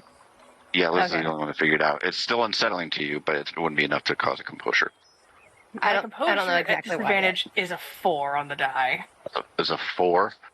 The rest of you can very clearly see, well, as clearly as you could see on a red on a red dragonborn. If a red dragonborn could become pale white, Liz has just stopped dead, sweat on the brow, trembling, staring at this armor.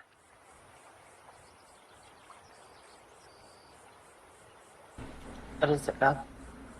Alright, come on, Red. I'm just gonna go and just kind of like, kind of ask her Skin. along. I know. Come on.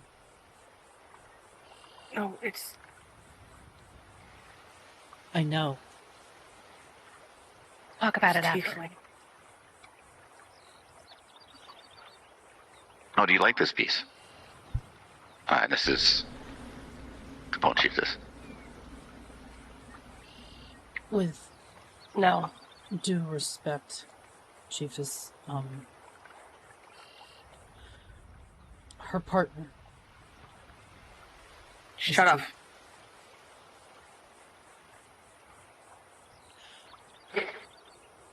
Well, You're probably in better company. we'll move on. No. Let's just move. I understand. And you'll watch as she reaches up past the just over the top of the would-be helm. There's a little bit of a stone shelf that has some cloth, and just she pulls the cloth down and covers it. Apologies about that. I don't find it comforting myself, but it is a stark reminder. Go for it.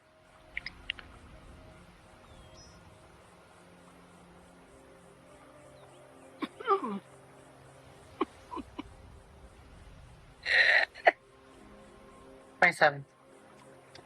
She's telling the truth.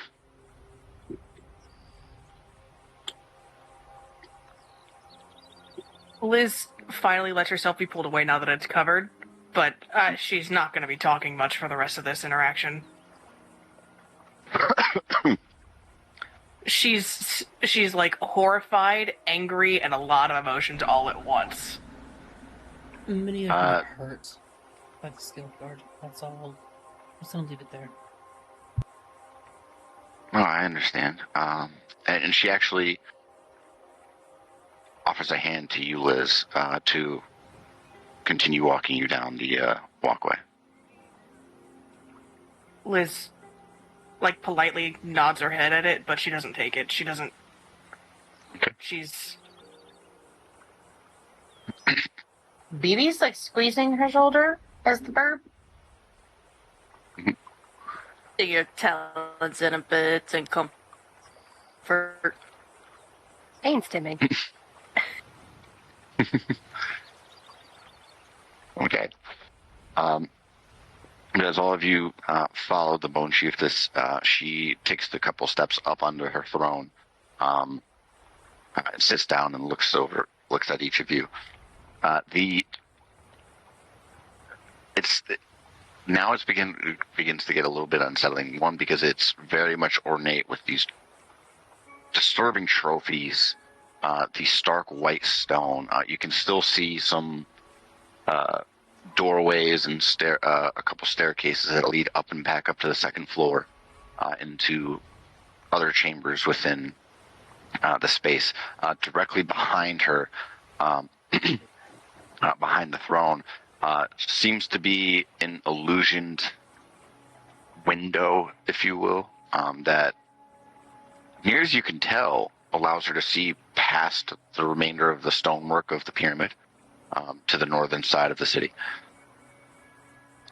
It gives an odd reminiscence of stained glass, but no distinct shapes. Well, I apologize again. I didn't intend to sell you with that.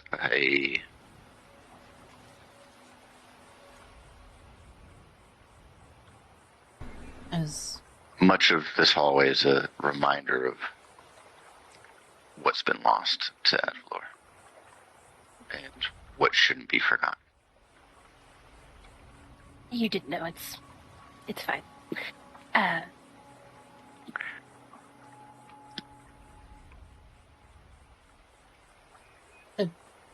It does. Some wounds are still a bit tender. I understand. On both sides. But putting that behind us, if I may first greet you properly, and she'll, do the same kneel that she did to the Nomad chief, the Orcish one. It's Yep. local. Yeah, she'll Do the rest. she'll kneel with her right hand on the floor, her right knuckle. Okay. Do the rest of you follow? So the rest of you follow suit. Absolutely not. Okay. Liz honestly just has that 1,000-yard stare of. Okay. Ruby, She, Will, Iris. She bends a little bit, like in respect, but she's not in any state to go down and come back up. If Okay. Liz So bends, on. Phoebe does not bend with her. Okay. Will, upon seeing Six do it, decided to do the same. Iris does a salute, but she's very stiff with it. It's not like a bend. She just like inclines her head. Like it's not like a full like forward bend. It's a. Yeah. Ruby, how about you? She does a higher version. I have to go real quick. But a higher version, like kind of what Six does, just like over the chest, but doesn't kneel. Okay. Actually, Will does the salute of The Legion. The Legion. Okay. So, from what I understand from the Verdant Lord's letter, you're all coming to request aid to further secure the cities of the neutral zone and the southern border, correct? Solaris, yes. Yes, Chiefess, we're here on a goodwill mission. Yes. So, she kind of a little bit of a twitch into a smirk. Solaris. What's They're the? hoping to become. Did he happen to mention the origin of the name at all, or? Not to my knowledge. Okay. I've been a bit disconnected from history for a while. Do I remember? Okay. No, he did not mention anything. Insight into her tone with that question. I'd also like to insight with the bird. Same. Insight, yep. Bird is the word. 29. Okay. And that was dirty? Yeah. Damn. Oh, what's my insight? Oh, wait, I'm sorry. That is a 30. 30. Okay. 30, nice. Anyway. That is a dirty 22. 20. Dirty 20. 30, Ruby? 22. 30, there is genuine curiosity. You can tell that, Bird Buddy, especially you, this is definitely a question of just gaining knowledge of the lands outside of the swamp, outside of Torshaga. There's nothing nefarious about the question. There's a little bit of a smirk, and it's almost an approving nod. It's fitting. I know. Well, I knew he had a more sensible inclination than Crusaders and Scaleguard from the past, given his upbringing.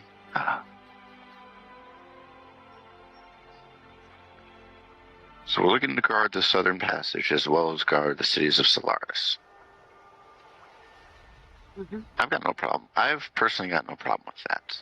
The Kardak is on board, and he's one of my old companions and a companion of the Verdant Lord. You'll have to meet with the other chiefs. They are convening at a tournament in. Let me look up the city name because I had looked it up a second ago and completely fucking blanked on it. Six's ears back.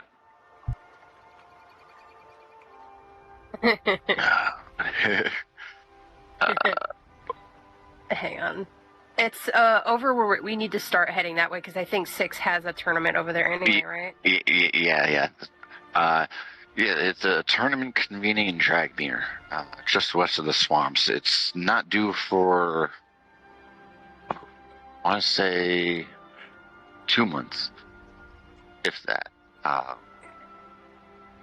But they're going to be witnessing the events. They have added curiosity of, the Rodanian League, this boxing league that we've welcomed. It's a good chance to see other fighting styles and adapt and improve and invent counters and other facilitating factors in a fight. So I'm sure the rest will be in attendance. I'll be there. Uh-huh. You will? Yes. As a contestant. Her eyes kind of narrow. So you were a part of the tournament that they held in Trustfell? Yes, Chief. Yes, she was. Were you given the name of your trainer?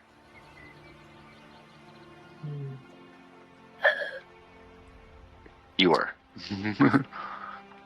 Yeah, no, she's like actively trying to remember because, well, 1, that was a while ago. 2, she's been drinking a bit. Fulvrag, I believe. Fulvrag, yes. Yes, Fulvrag. He's actually not from Torshaven. He's a companion of mine from my travels.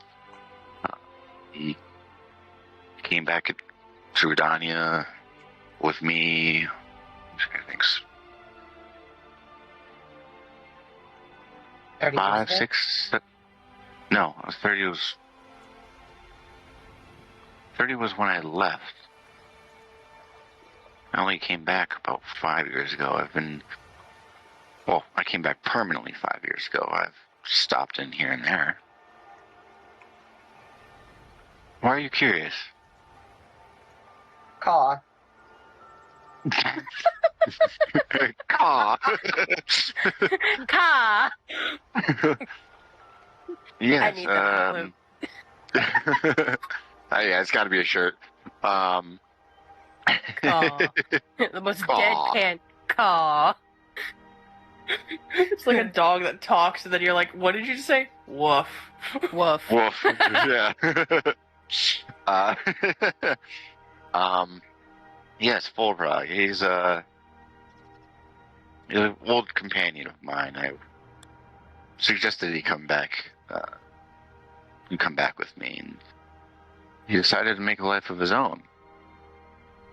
Had I known he was going to be a trainer earlier, I probably would have taken a bit more of an interest in these fights. I know he's on his way to Vizak.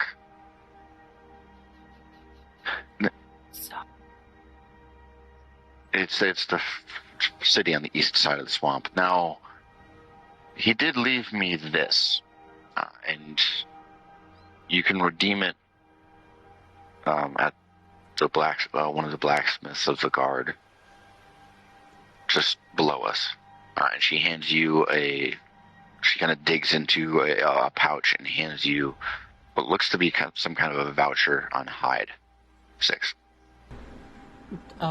Take it. Chief. Of course. If I know Fulvrag, he'll probably want you to carry that. And as you kind of unfold the hide, it's kind of rough specks of a Frostlanian orc smithing billows. But given the dimensions and the scale, the human next to it as a scale, this is larger than the average backpack. This is like this would be like carrying Liz when she was fully grown. But not as heavy, but probably a good 70, 80 pounds. He'll probably want you to carry that all the way to him. What's... Okay, The billows, yes. I as the player am confused. The hide itself, or... Okay, you said billows The or... Blueprint. Bellows. The billows, like the smithing bellows, yeah, like the big... Yep. Yeah. So he wants... Giant-ass backpack. Okay, so...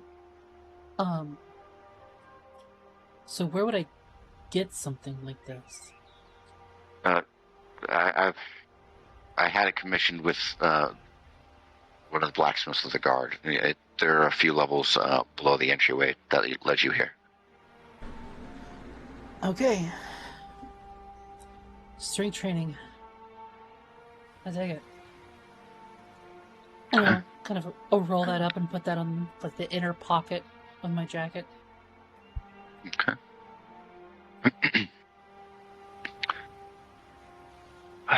Well, your group has made quite a name for yourselves in the last few days.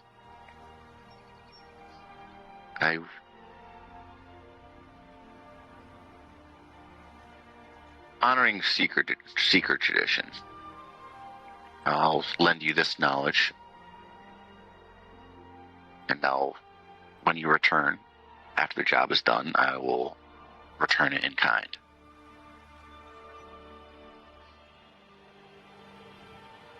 I seem to have a bit of an issue with a now former seeker of the bygone Wild Hall that has come into possession of some of my personal effects. I have plenty of business to attend to here.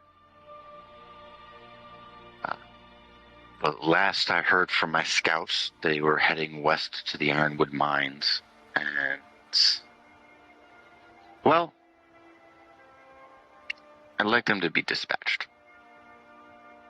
Permanently. An elimination mission. Mm-hmm. You had my attention, but now you have... never mind, we'll do it. If they won't, I will. There's a little bit of a... selling them. Well, I need you to retrieve the items in question. The family's been a recurring problem. So much as to cause problems for myself and a couple of the other war chiefs. Their family doesn't seem to be fond of the fact that I decided to surrender the Ironwood mines to a goblin tribe. Oh. And we've come to blows with a couple of members of this lingering tribe. This one is the one that got away. Right then. Oh, we'll need a name and a description. 1 second while I look it up. Ruby's got a pen and paper down, and she's been taking notes throughout the meeting. Yeah, 1 second. I look it up.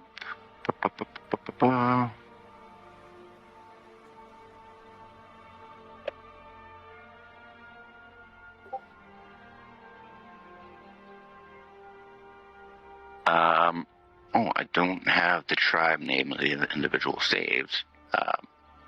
But you're looking for a Leonin. They'll probably be wearing seeker robes. It goes by the name Phlox. And I would not be surprised if he's hired a couple mercenaries. Mercenaries we can deal with? That's not too hard.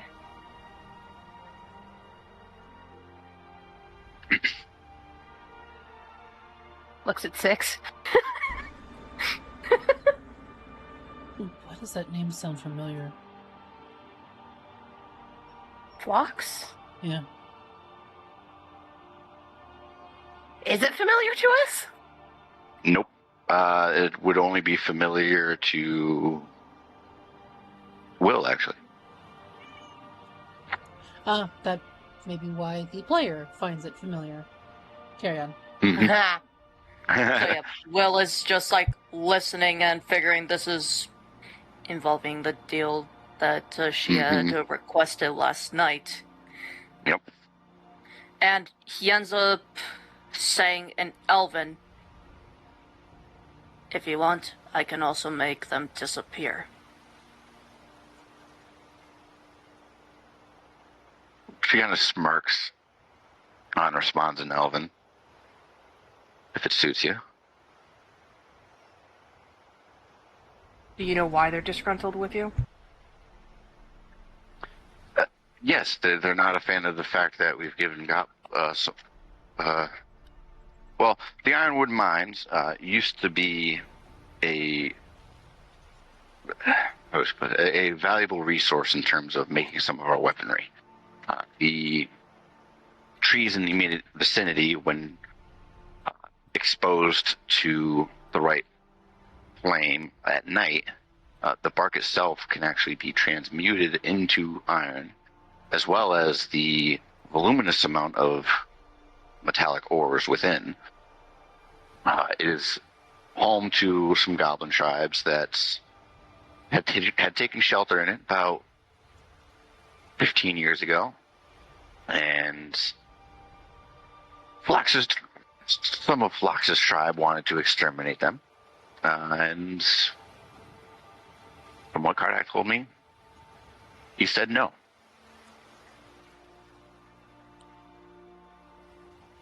What was the name of the tribe? Forest Sticks.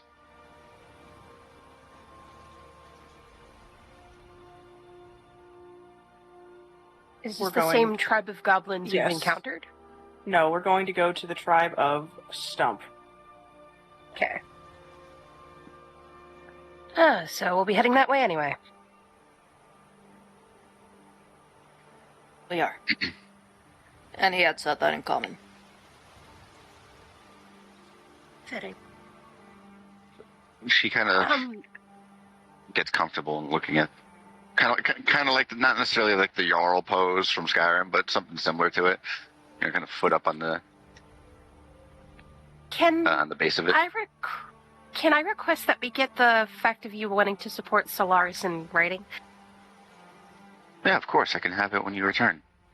I personally support it myself. You'll have to get the affirmations from my fellow chiefs. Yeah, as well. Just trying to keep some official bullshit. Yeah, sorry. Okay. She kind of gets comfortable looking at the group and points to you, Iris. Or points to you, Iris. Where doesn't know your name. You seem to be staring. Is this something I did?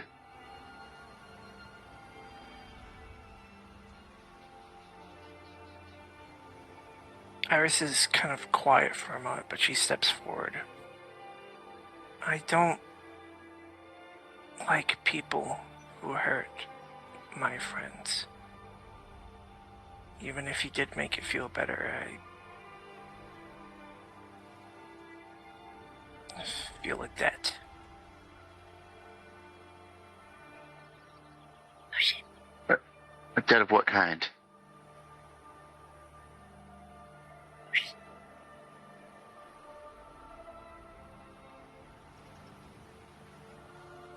Well, you hurt my tribe. Mm-hmm.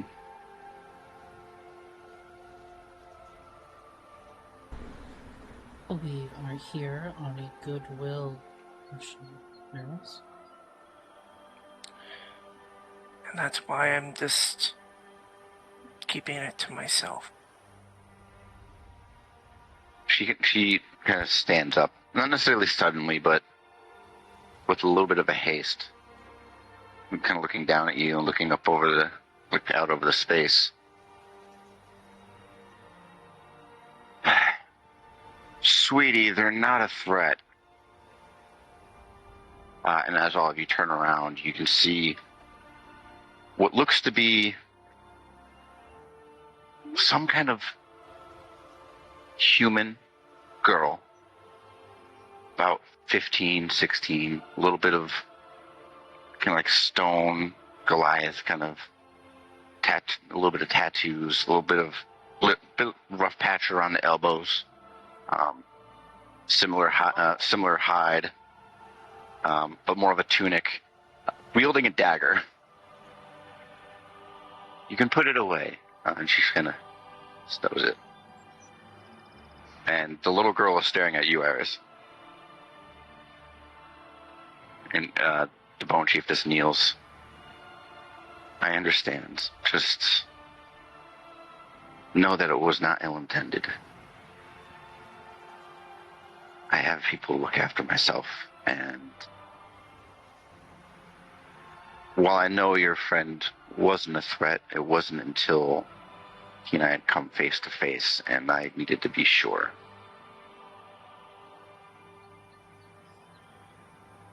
He's a strong one. I mean, I don't hold it against you. All is forgiven.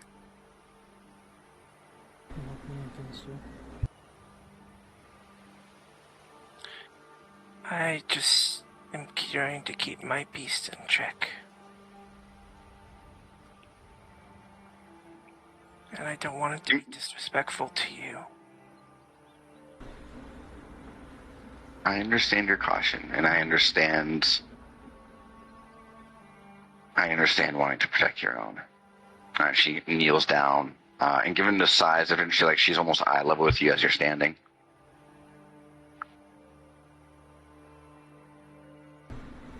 And she kind of looks you over. I can tell you'd be a powerful ally, and I don't want to jeopardize that for the future, not only for ourselves here, but for Torshavn and Trozone itself. Solaris, apologies. It's alright. It I'm takes a getting while. used to it too.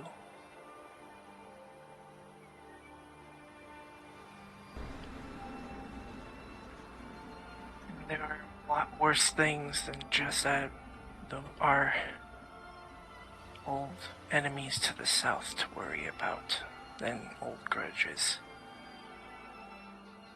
And believe me, that's why, as much as I do support the Verdant Lord in his decision in requesting aid, I have no intent of starting a war or restarting it. Be preferred, for sure. That being said, Chief, I'm a fighter by heart. Mm-hmm. I would love a chance to spar with you one day. Oh, here we go. Just Give me a shut up. persuasion check.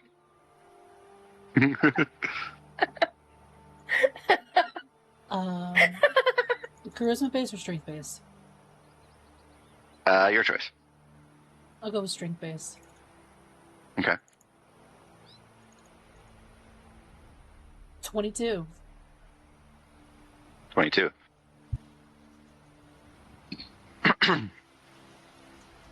you kind of like step up, not necessarily pose into like a fighting stance, but you kind of put your shoulders back, kind of square up. As she's kneeling in front of Iris, looks to you. There's a bit of a nod. I'll tell you what.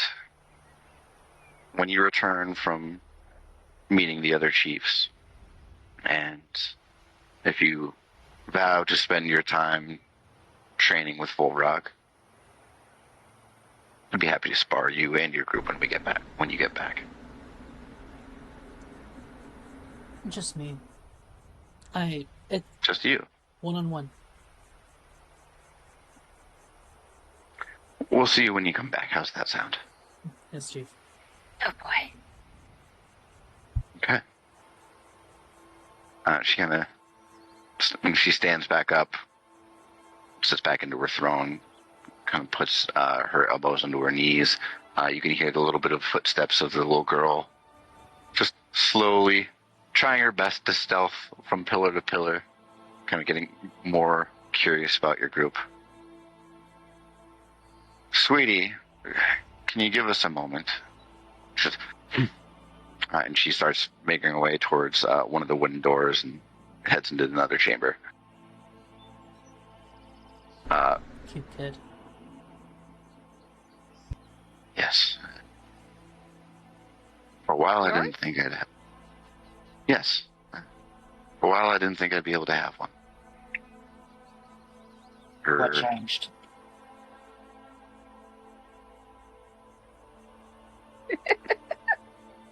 It stops and thinks. Narrows her eyes on you again, Bird Buddy. Change to my oath. And her eyes drift over to you, Liz.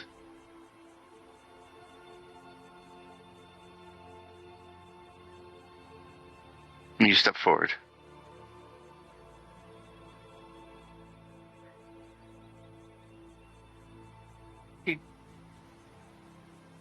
She does. Okay. Do you climb up the steps to sit in front of the throne? No. Or stand in front of the throne? No? No, Okay. I just step a little bit forward. Okay. And she gets out of the throne.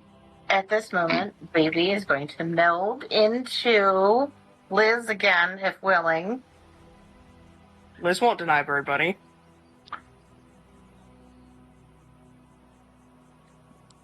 And then if they have to take physical form elsewhere, they're going to take the form of BB, not Nemo. Not Nemo. Yeah. Robert.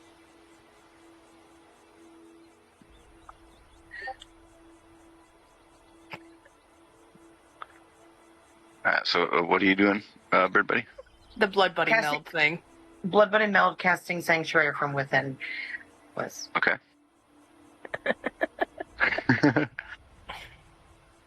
Well, I can see your companion is very protective, and I do not mean harm. I'm looking to help you, in fact.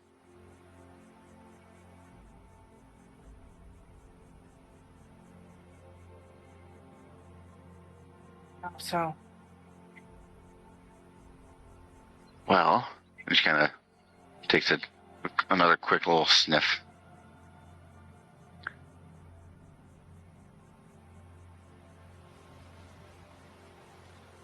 Seems you've been acquainted with my old weapon. And unfortunately, I can no longer summon it. But I can cleanse you.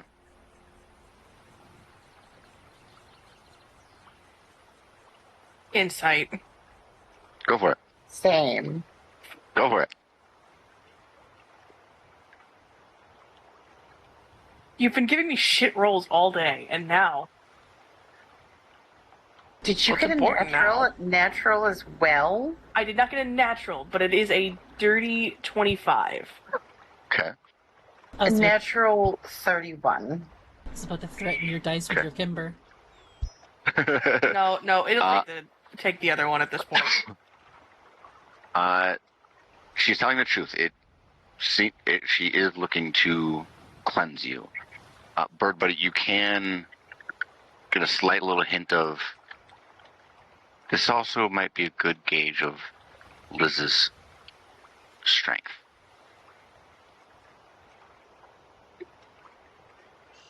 I believe we had a bout with what I presume is a thief. Yes. Well, we walked out. He didn't.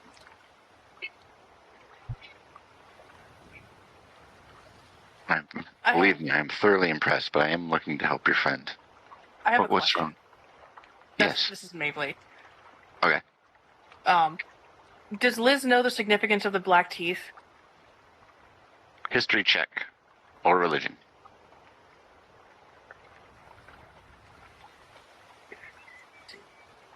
Definitely religion. Can Ruby approach to see if she can learn the technique? How about another dirty A little bit. 25? Ooh.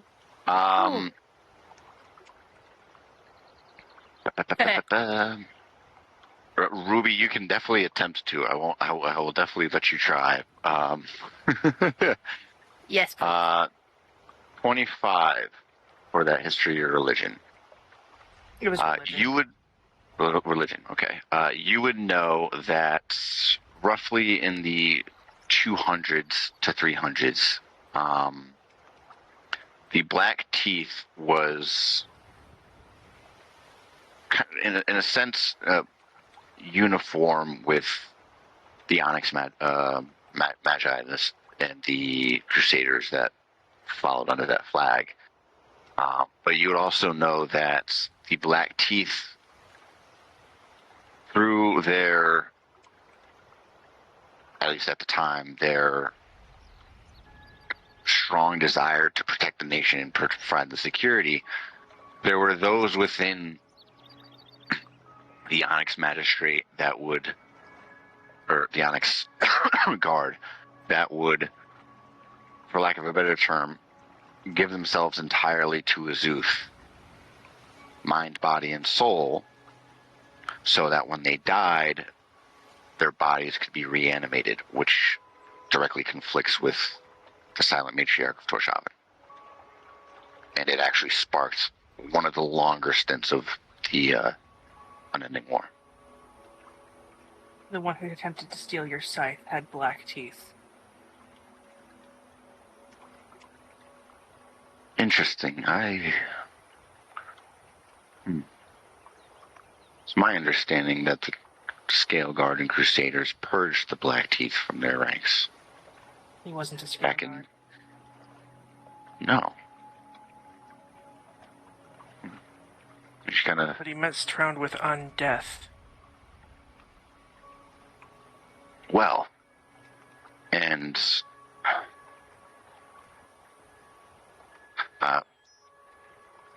She kind of takes a couple steps down. Ruby, I will need Arcana check from you.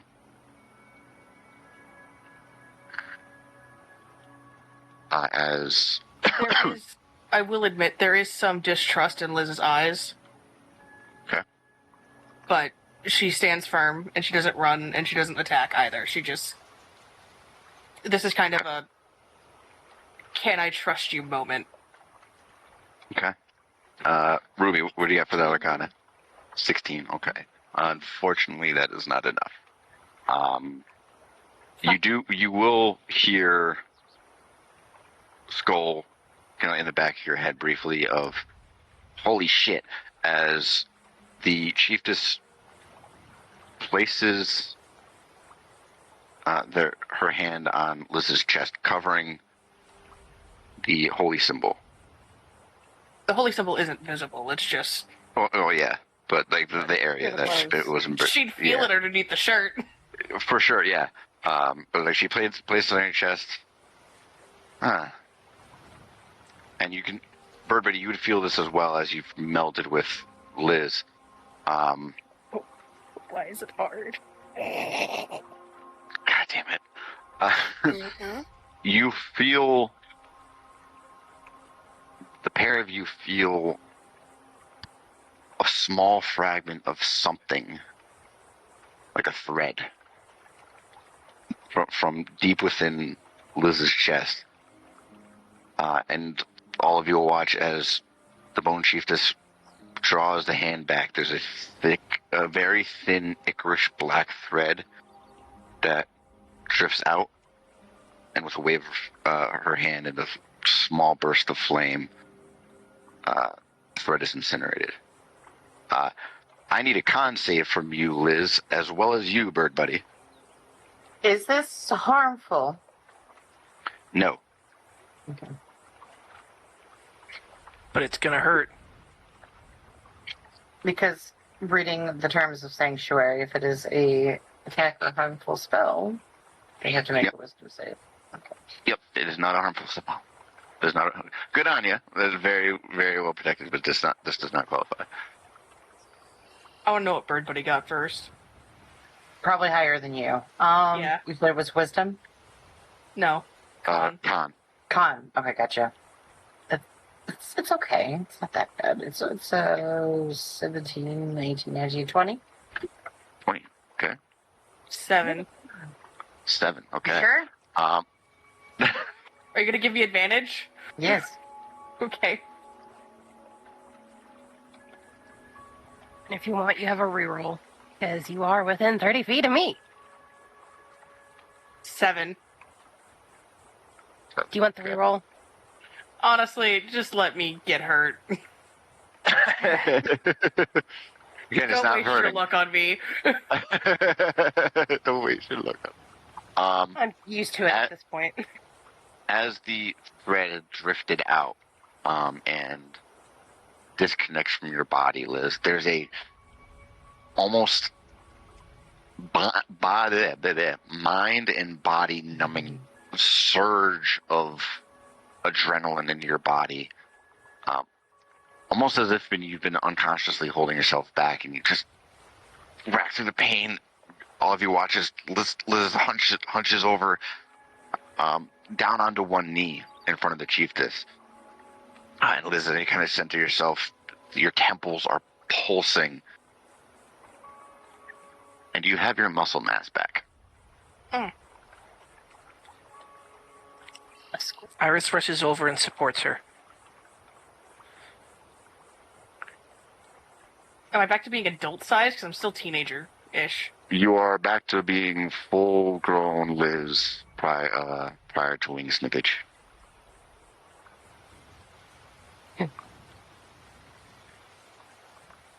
If you do intend on turning this path, I would not be shocked if you come across that man again. Hopefully this will help.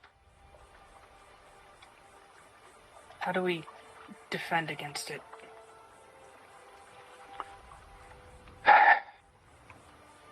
Well, it certainly helps to have someone practiced in the arts of the matriarch.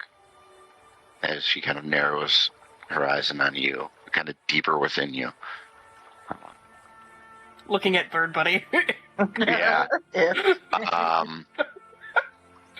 Unfortunately, outside of that, it's best to build your endurance, your willpower, and your conviction, and all the physical tolls that you can put your body through on your journey, on your adventures. And she kind of smirks. Pray.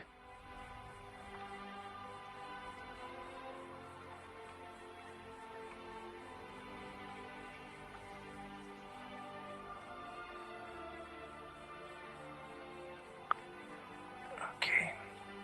Liz just kind of nods, like... She's feeling better, but she's not... The adrenaline's not helping the anger from earlier. Yeah.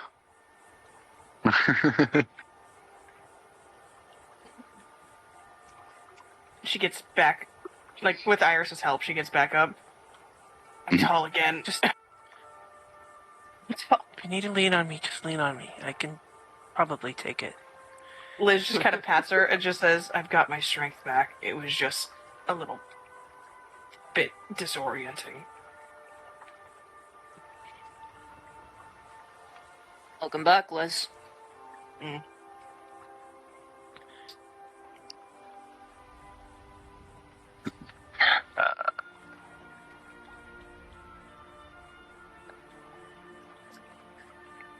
Okay.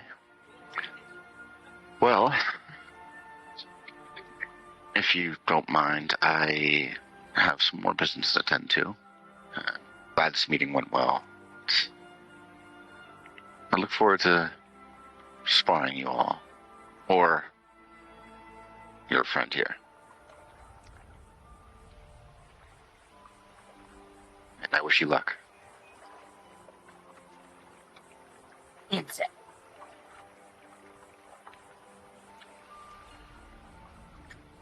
More insight. Go for it. Base 17 plus 11. 28. 28, okay.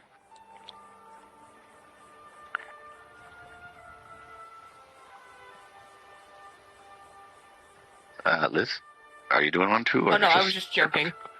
Okay. No, yeah, she's telling the truth.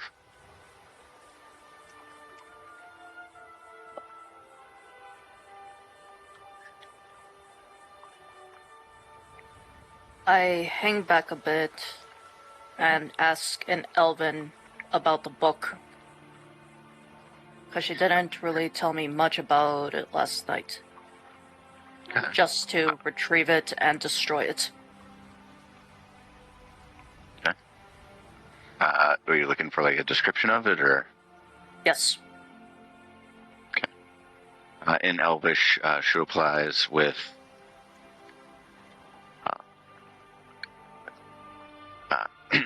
it's black leather with scales. And she kind of eyes Liz subtly.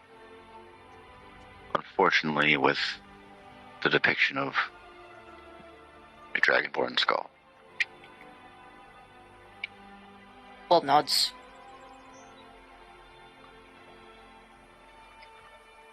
I'll be sure to hold my end of the deal.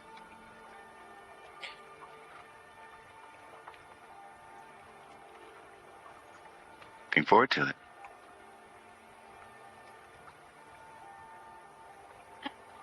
And it was only then that he catches up with the girls. Okay.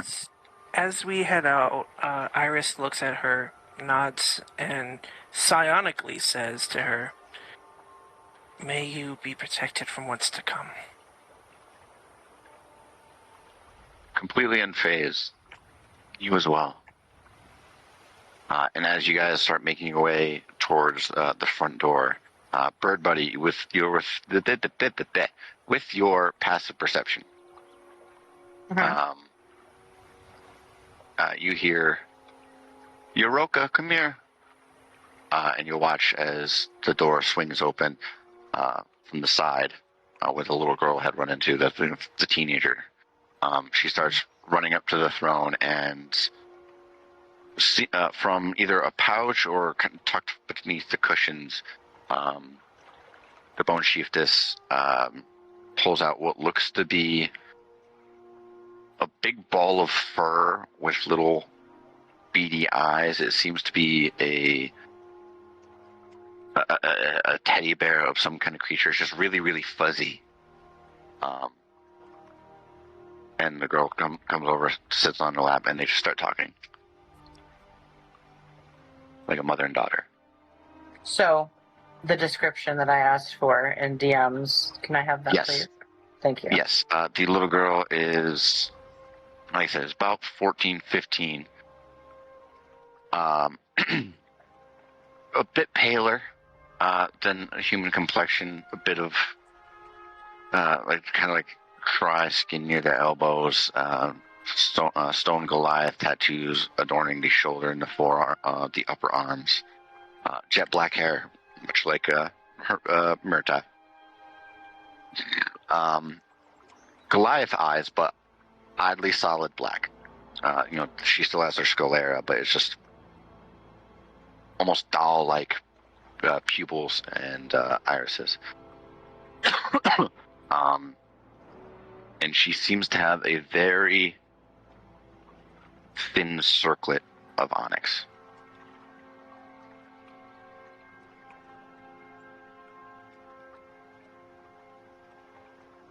Good to know. Okay.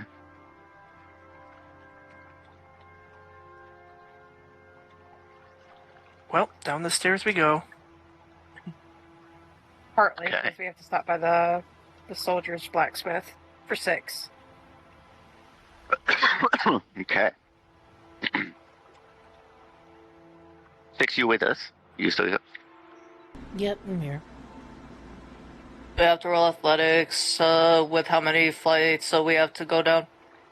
Yeah, no, you do not need to make an athletics. But all you would feel like, especially going back down into the corridor and the air pressure being funneled into the stairwell, you can feel that pressure onto your into your inner ears as you begin to make your way down the steps. Back out the main. Since BB and Liz share a body right now, does BB feel everything that Liz feels? I would say so, yeah. Okay. Fabulous. Sorry, everyone. You're fine, Iris. Yeah. I didn't want to Okay. cause problems. You didn't. You handled it very well. Mm-hmm. It's just stuff my mom taught me about not letting family hurt family and getting payment for that, and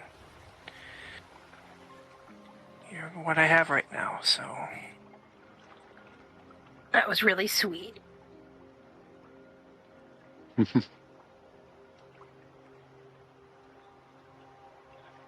I didn't think I would stand a chance, even if I threw my strongest thing at her, so...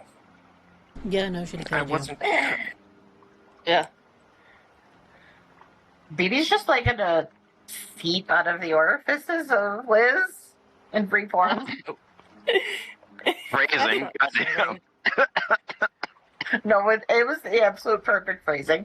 Oh, I had to be while I was drinking some soda, though. Fucking bitch. You like it and you know it, John. I mean, she did kill one of them, apparently.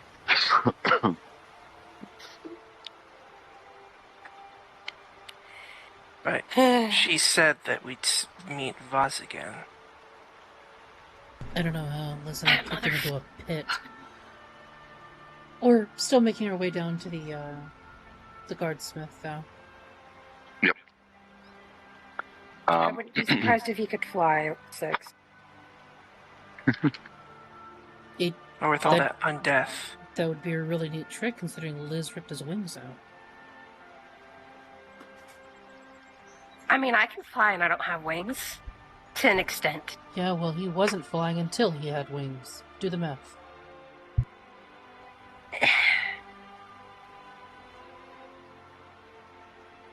At least I'll get that blood debt.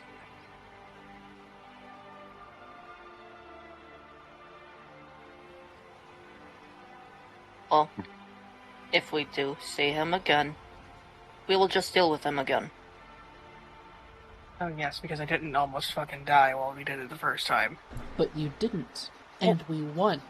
Next time, we're gonna be stronger. And he won't have wings. And not in a pit of death. Hopefully. Well, I mean, it's still gonna be of death, but it might be the high rise. You don't know.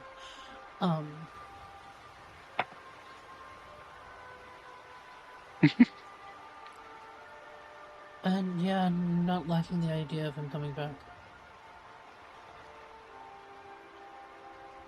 In certain cases, dead should be dead. Starting to wonder if we should just like throw his body into like some sort of machine that just eats wood. That sounds terrifying. Well, There's yeah, a few pig. there's some farms. I mean, hell, we're in the middle of a swamp. I mean, anything will eat anything here. I mean, Yeah. way. I mean, honestly, Well- Will, I have a feeling that you'd probably turn pale if you've seen the things that I've put in my mouth. Pause.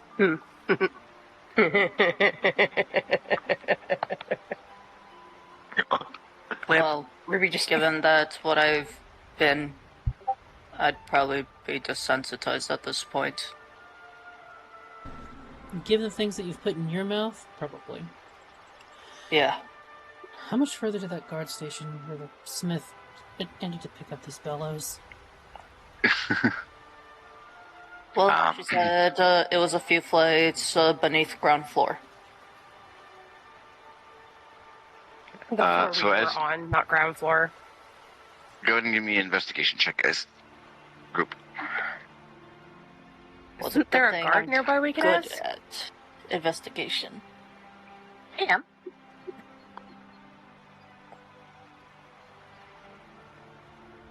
John, Dirty 24. everybody. 18.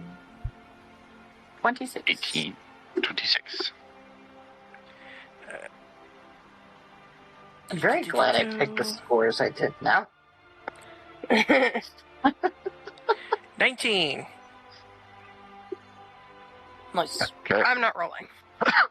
fair enough.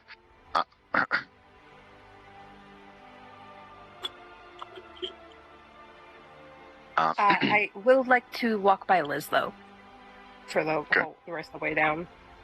Alright, so as all of you make your way all the way down the palace steps, back out through the concealed stone door, Kardak will have already left, but as you maneuver your way down a few levels, you distinctly hear the sound of heavy metal on metal. A deep, almost roaring wind that just increases and decreases. And on the eastern side,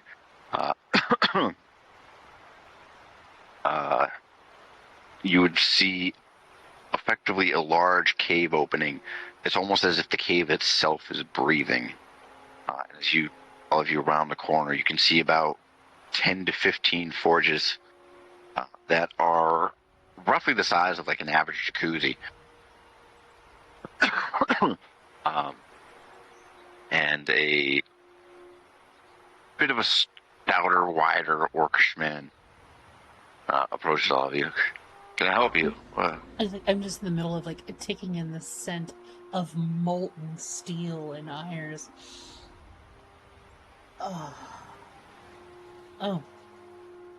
Yes, here. I'm gonna pull out the voucher from my jacket pocket. Hand it over. The chief just gave me this. Right. I received word about a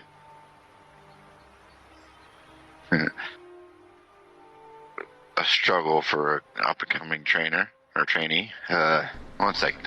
And he'll leave you all at the mouth of the cave, make it halfway down the length of all these forges, cuts into a side area, and comes back slung over his shoulder, because he's about Liz's height, a couple inches shorter, straining with one arm, just a massive set of bellows. I'm gonna take off my jacket and hand it to Liz. You know how you are with yours. I am with mine. Got it. I'm just gonna move to accept the burden. Just as a heads up, as you could see, like it's almost been retrofitted to be a backpack. Like the bellows are folded and then they tied in the closed position, but there's also essentially backpack straps. Just be careful. It's not entirely wood. And he lets go. I need a strength save from you. 23. Wait, all of you watch that was a as check. save. Save. Got it. Okay. So, I could keep my original roll and just add 3 more to it for a 26. 26. Okay. All of you watch as your companion 6, one of the strongest of the group, as she settles in with the straps, her knees bend, and she's almost like stuck into the posture of trying to sit down. It just takes a couple steps, just a few steps, another few steps. It's doable on solid surfaces, but given the Venture West 6, it's going to be a challenge slogging this through the swamps and marsh.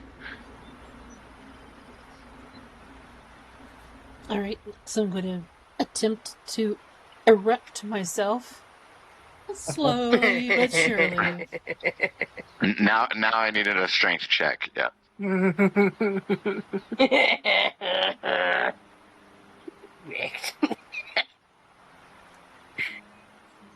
21. Was it 21? 21? 21. If none of you have anything else, as you all start just decompressing, it's like, all right, let's just head back, collect our thoughts. There's a few times as you all make your way down the Warfleece where you almost lose your footing, Six, and you kind of teeter, get back upright. By the time you get to the tavern, you are fucking winded. It feels like you just went through a fight with Ulrich again. I'm loving it. And with I'm loving the it. It's mile and a half. muscles are track burning. record. It hurts, and I fucking love this shit.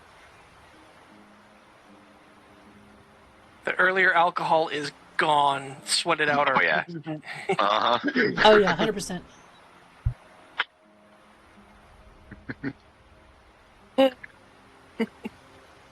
But with that, it is 9:30, so it's still a little early to cut out. That being said, next session will be just a few little pockets of time skipping over the next couple days for any last-minute errands you guys want to run, because I know a certain weak-necked rogue might want to have another date before you all hit the road.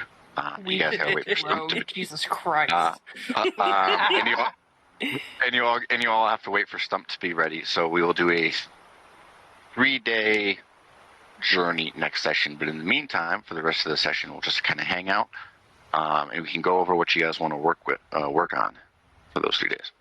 You'll each be able to do one skill, attribute training, skill training, attribute training, research, what have you. Per day or just Character in interactions general? as well. Oh, 2 people. What was that, everybody? Is that per one per day or one for the 3? For the 3, because remember, for a week of travel, you normally get 1 check. So this kind of condensed. Now that you have more access to actual stuff within the city to aid, it's kind of condensing it down, making it a little easier to practice. What did you say, Ruby? What did you say, Ruby? Can we do a couple of character interactions as well? Yeah, if you guys want to have a couple of interactions here and there to fill in time, sure. Okay.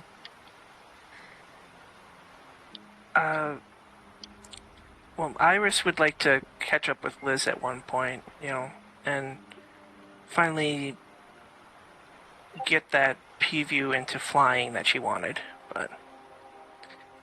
And Ruby wants to have a conversation with the bird. And Phoebe would like to take Core and go see Shadow. Because we haven't done that yet. Nat 24 for doing push-ups with the bellows on my back. Okay. We'll come back to you. Bird Buddy, DM me about Shadow. I'm fucking blanking. Oh, I can't believe you forgot Shadow. I know. But yeah, Iris, you wanted to talk up with Liz, so go ahead and go for it. Where could Iris probably catch Liz? Probably in some open area or something along those lines, or... They're after the armor issue. That night, Liz is kind of holed up in her room, so she's easily found in her room. She will come in and... do our rooms have a balcony area or someplace open that we can be able to or is it just window? John? It would, for your group rooms, it would just be a couple sets of windows. It wouldn't be a balcony.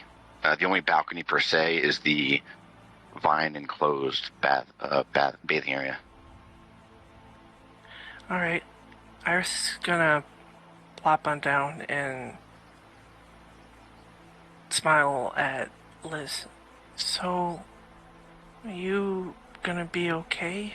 I know that was a lot for you.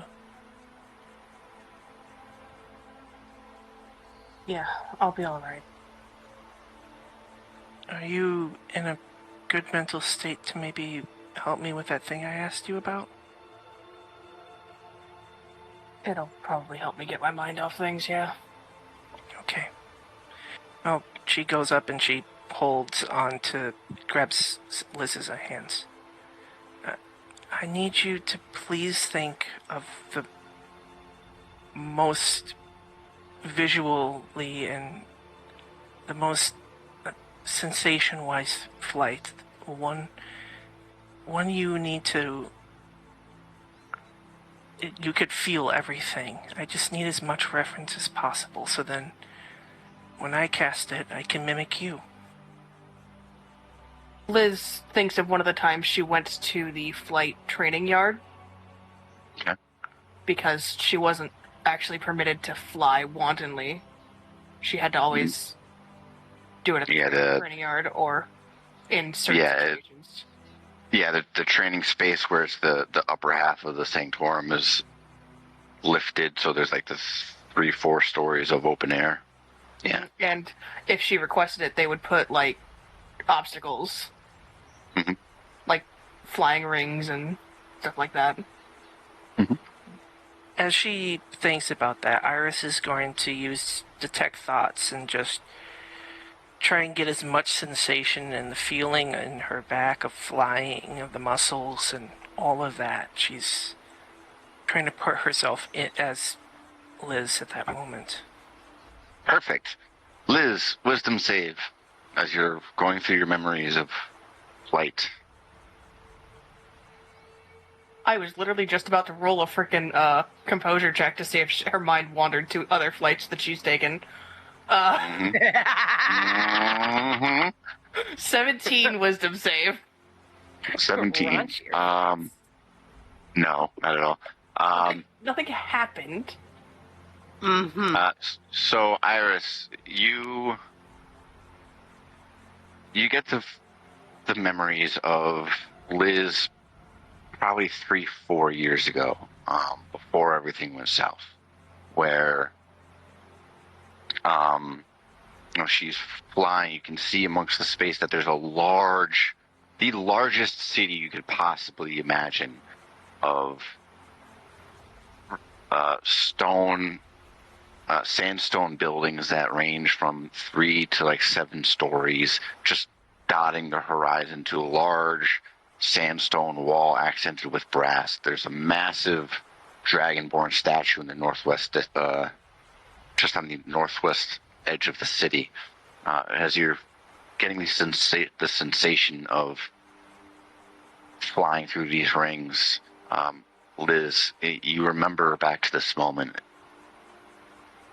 and you remember hearing a voice of, one day you're going to be able to do this all on your own. And the memory changes. And Iris, you feel kind of like a pressure on your chest. And the landscape's changed. It's more akin to a village, a little bit smaller than yours, but you can see a landslide had swept through the eastern side of the village. Liz is incredibly small now, about how small she was when she stumbled out of the cart a few weeks back, being held up by a little bit of a rotund, jolly man with a big bushy beard. And you can hear kid Liz giggling as she's just trying to flex her wings, before there's a little bit of a flutter where she kind of lifts off his hands and then he catches her. And then the memory ends.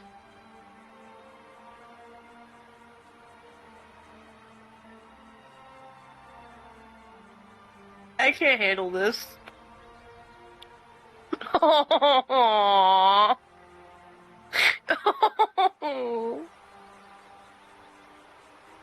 Father's right.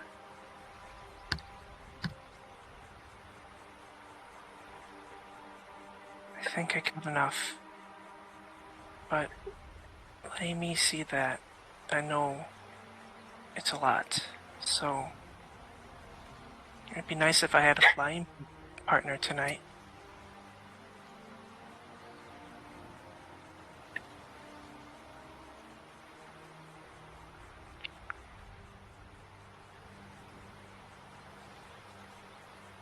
It won't be the same, I know, but Give her a sec. She's collecting herself. mm-hmm.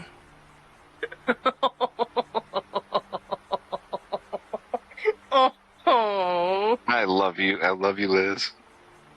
You don't even know why this isn't fucking fair, and I'm gonna fucking kill you when I get the chance. Oh my god. Alright. I know. Well, Oh my god. Iris, would we say that Liz is probably just gonna follow along with Iris, where she takes her? Yeah, Liz also kind of says quietly to Iris that that memory that they saw was new. Just like how my memories are what I thought they were. Maybe? It's okay. If you don't want me to tell anyone about it, I won't.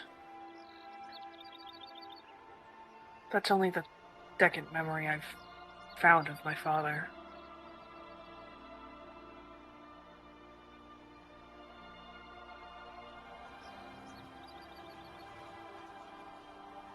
I can't say that I disapprove of him at all.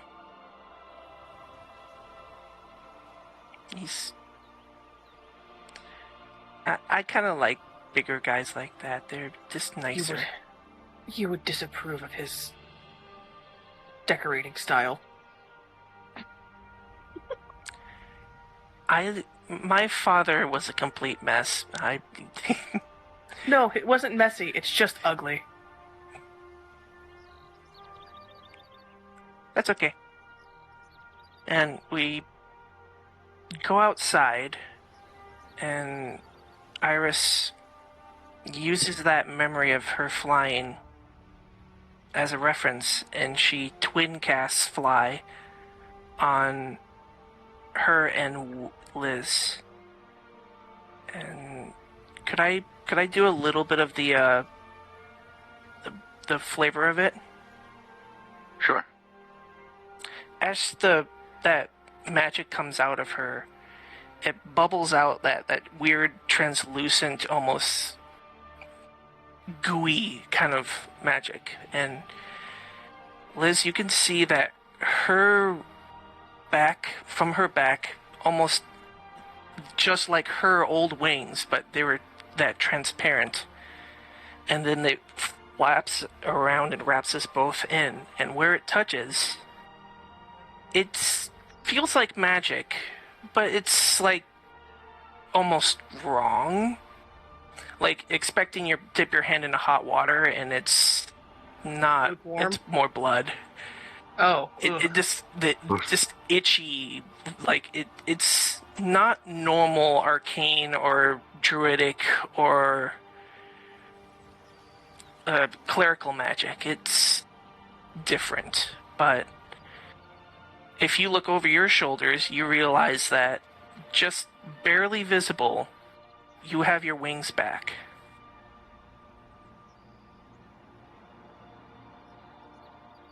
And then we're both floating like an inch off the ground. I know it's not the same, but show me how.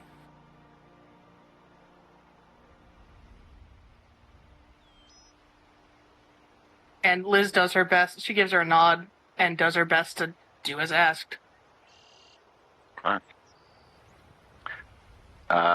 Dex checks both of you. Oh, I'm so good at Dex. I'll help. On? No, I actually don't need much help, actually. I don't know what's going on here. 16. That is a natural 23. Very nice. Yeah, it's very much the difference in just the exposure of this weird, viscous, fluidy magic that Iris sometimes uses, where you both start off relatively smoothly. Liz, you kind of like, it's a little bit of a struggle, like you kind of dip to the right and kind of get back up, and you're able to get a bit of a pace going. By no means are you either of you doing loop-de-loops, but you slowly kind of move down the street, kind of double back towards the tavern, and it's the sudden whoosh and land, the pressure onto your feet and trying to steady yourself, Liz, where you just feel a little bit of a gurgle in your stomach. Mm-hmm. And Liz kind of gags a little bit. It's like, it's not the same. I know. It's just until you get your wings back.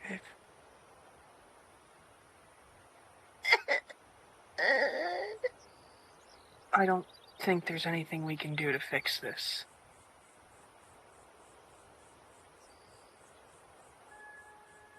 But thank you.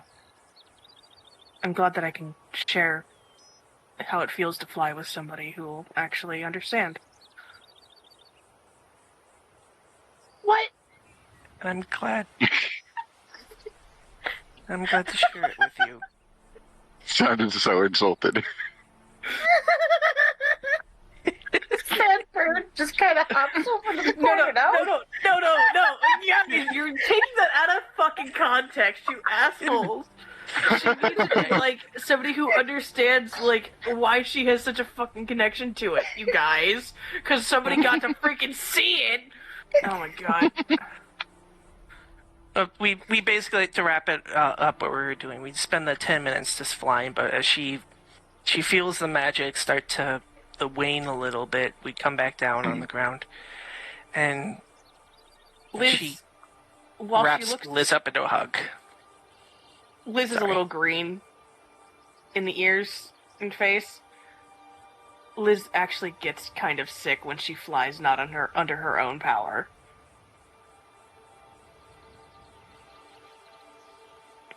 I rolled a dirty 20 to not get sick.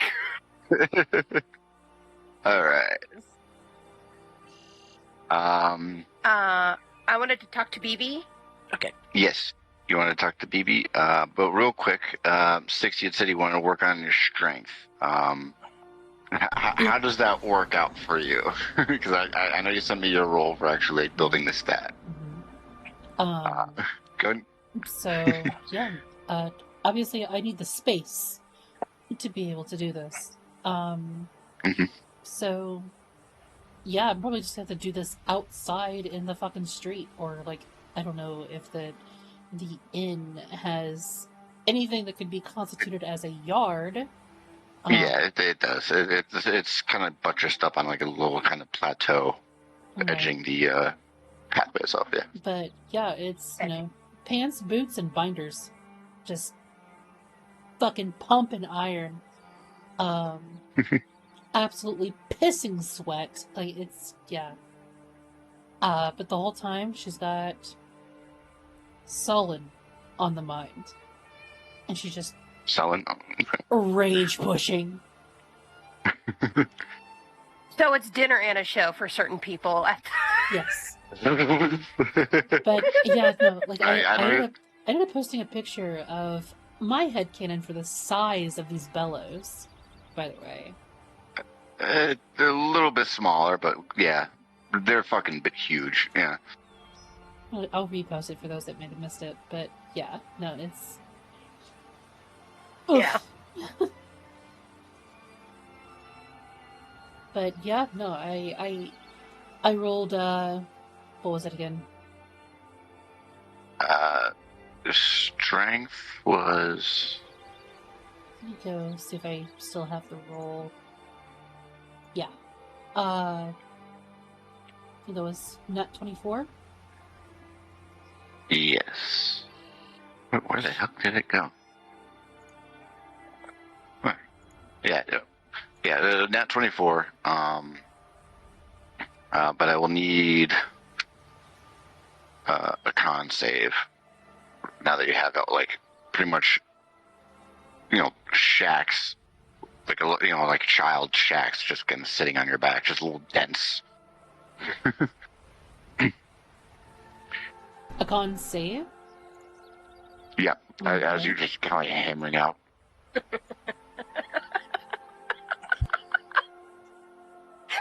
Jesus fucking Christ. What are you giggling at? Asty. Oh, what did this? There's my con Oh my save. God. And Quick. no mic. Quick. Do a surprise finger in the butt. Leaf Village, Hidden Finger Jutsu. I'm gonna die. I'm gonna die. No, yeah, you're able to hammer out a good, probably, it's only about 40 or 50, so it's still kind of a low in terms of like your reps.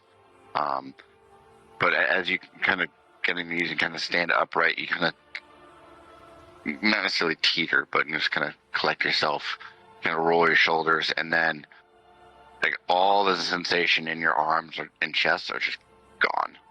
But 3 darts is too much. yeah, pretty much just. So she's just gonna be like, noodle, noodle, noodle, noodle, noodle.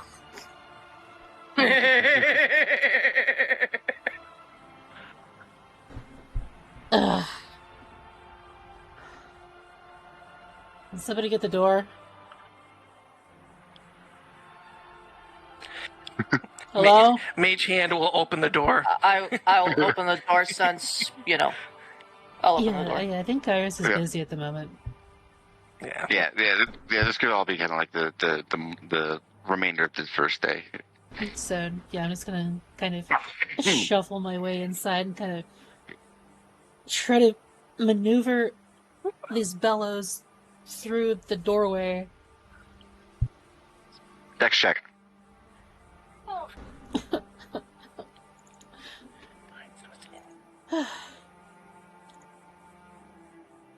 One sec. Mhm. A dirty 22. 30-22. You're able to kind of like being aware of the extra size of these bellows being under your back now. You in a way you kind of picture yourself as Kardak, and you just kind of like you kind of turn sideways, kind of dip down on the left shoulder, and in a sense, kind of like crab walk through the door. Sarah, too. Yeah, but minus hitting her head. But you're able to clear the door, no problem. Yeah, just got so many more checks to do to get back to my room. I've got to climb the stairs. I've got to navigate the dining room. I've got to climb the stairs. I have to navigate the hallway and fit through another door. Yeah, I will What you're say. saying is don't make the area difficult terrain. Got it? Well, the dining space, the general area, is will be a dex check at disadvantage, strength check to get up the stairs, and then one more dex check to get to the room. Okay, So- okay. Dex disadvantage, strength, and then dex. So the dex disadvantage for the dining room, yeah? Mhm. 15. 15. Okay. You're able to get past a couple of the tables, and as you kind of weasel your way between the tables and the bar, you just hear "Whoa, low bridge!" as Hemo just kind of ducks out of the way at the last minute before continuing on to help the other patients. Sorry, bro. Will is just watching. You're fine. Just be careful getting up those steps. They aren't exactly new. Okay. That's ought to be fun then.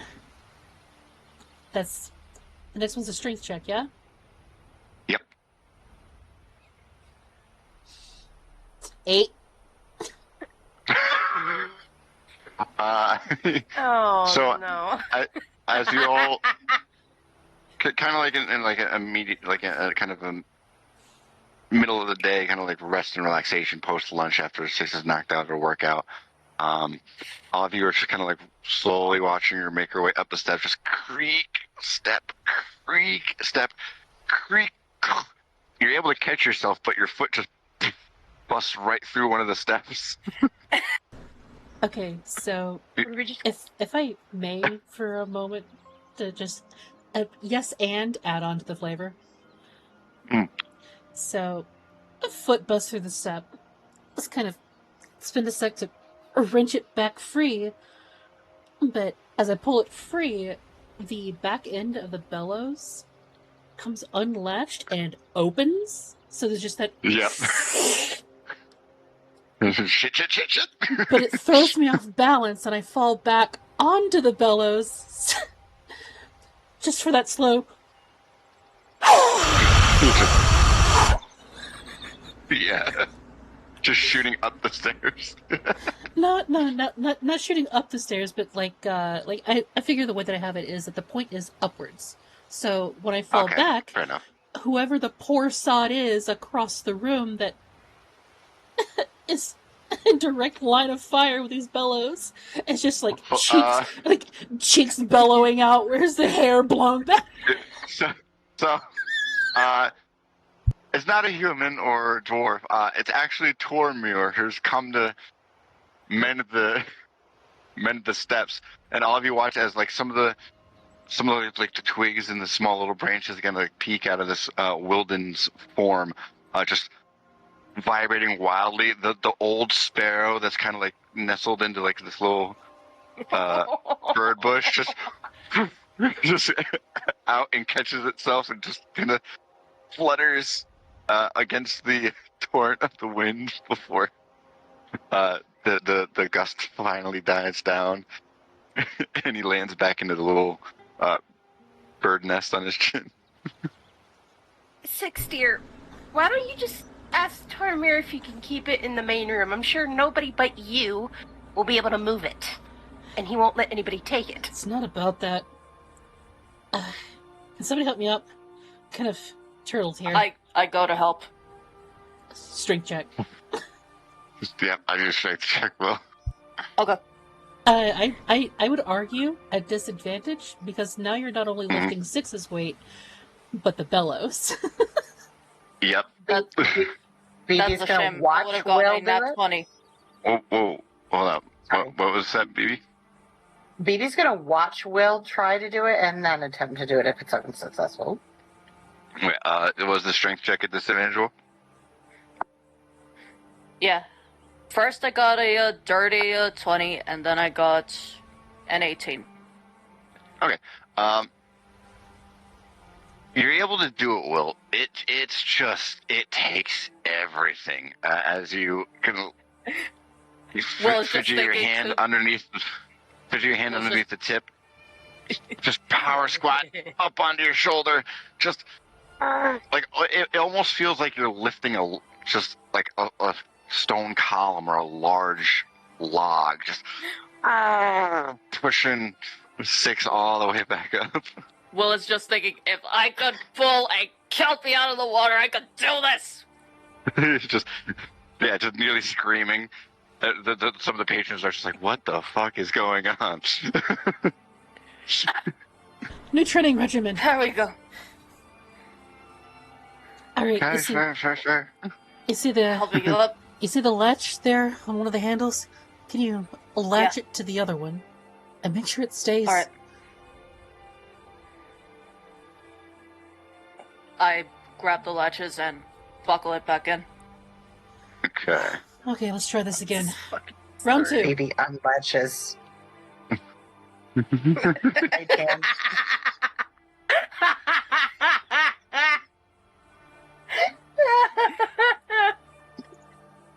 I'm not apologizing. Baby shouldn't be able to do everything.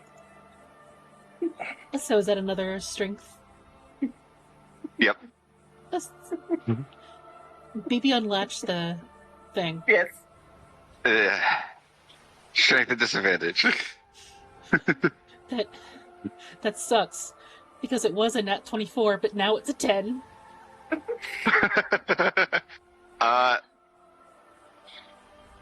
You're able to ascend the steps after Tormir fixes the one you broke. But it, just as a real world comparison, 6 getting up the stairs is slower than like an elderly person on one of those power lifts that go up the side of. It's just slow, painful process. You guys almost Stairmaster? feel, yeah. All of you feel like your own bodies are being drained, as just one after the other, and is finally able to make her way up the steps after like 2 minutes. Charge me with the All the way damages. up to the 3rd floor. I mean, I can. Okay. Alright, and one last dex. I'm like, oh, that's right. I still gotta do. Oh, fuck. Yep.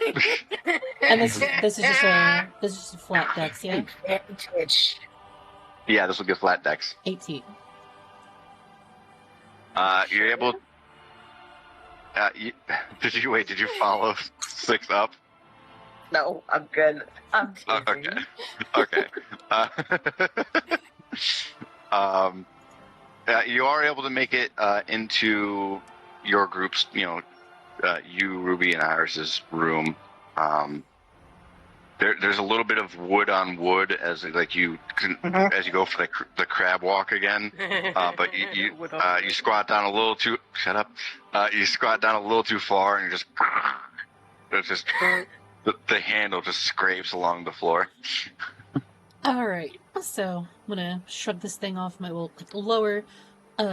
shrug this thing off my shoulders, just kind of lean it up against the wall so it'll be easy enough to just strap it back on.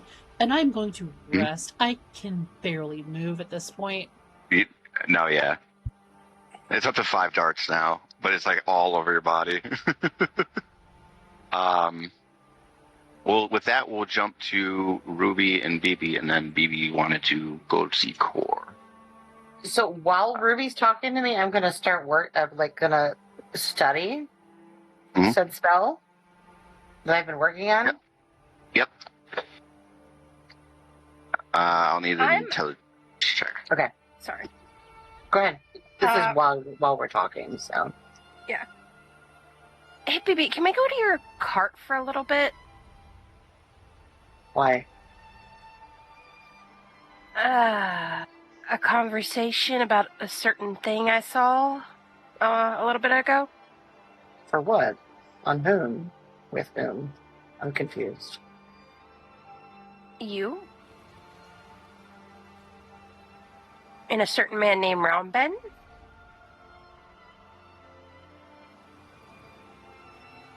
And?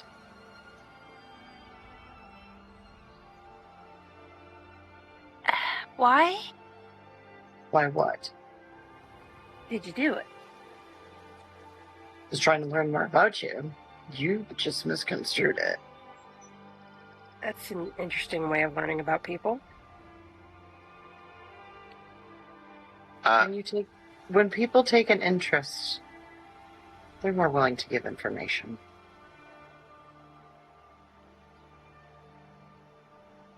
What were you going to say, John? Bird Buddy, as the conversation starts getting into the ramen, you feel a familiar cool breeze as someone's coming to visit you, and the mental knock on your door. Fine. I say that out loud and then just go ahead. Okay. She says this out loud. And to your shock, Ruby, with Bird Buddy's consent, there's just a slight little gust of wind.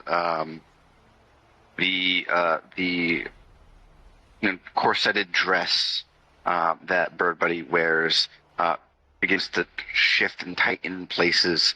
And in Bird Buddy's place, you see Ronben. Okay, so how do I put this? she's still present, but it's also me. Huh. Possessing them. Interesting. I did have an interest. They had an interest as well, and I thought my charms would help. They were still very nervous. I could see why, and okay. This is still weird. Oh no, this is far beyond anything I studied. And it's weird because you see him shiver, but you're not sure if it's him or Nemo. Shivering Queen? No. I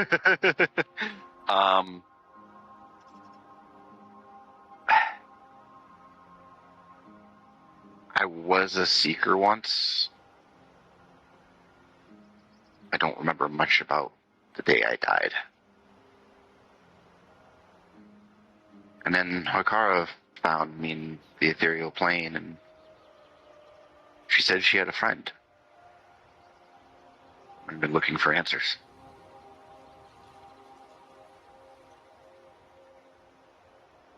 And I'm guessing the friend was Bird, but or Yes. Valediction or Nemo.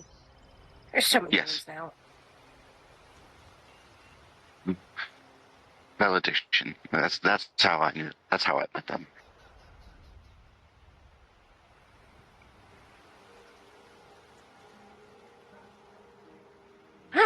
Okay. Flirted with the dead guy. Love that.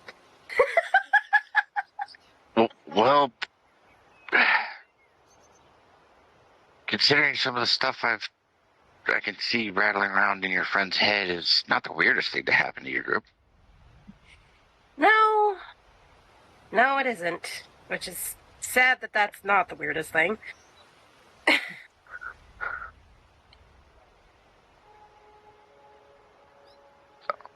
But no, yeah, just don't hold it against them. I wanted to stretch my legs. It's weird being adrift here.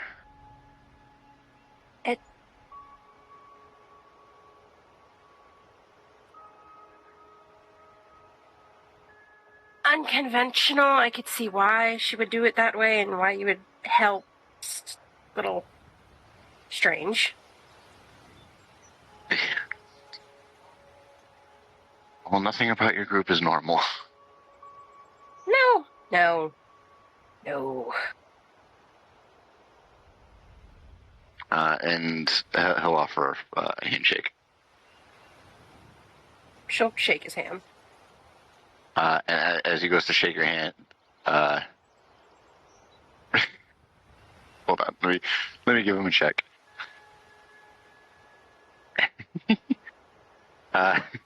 No, that right. It would absolutely be in character. No, yeah, like you watch as he begins to lean forward as like the gentleman kiss of the back of the hand. He's like, no, that's just not. And then he just unpossesses Nemo, and Nemo's back about to kiss your hand.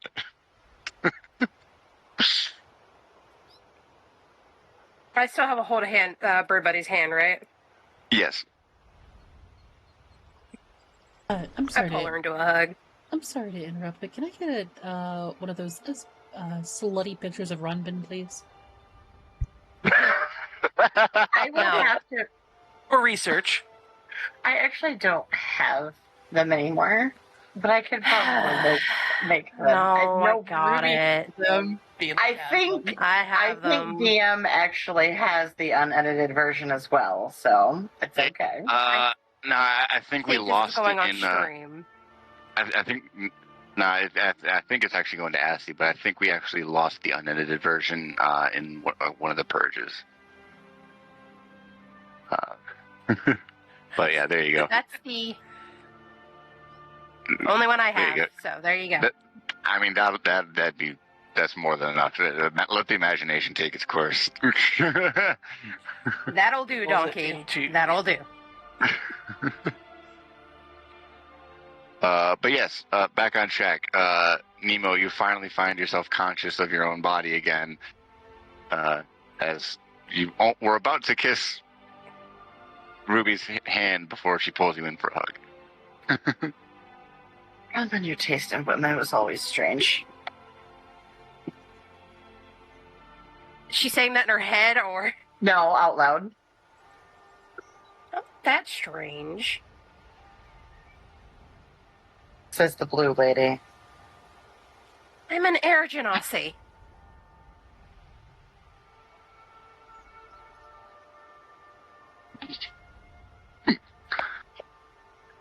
Anyway, hot calling the kettle black, but it's okay.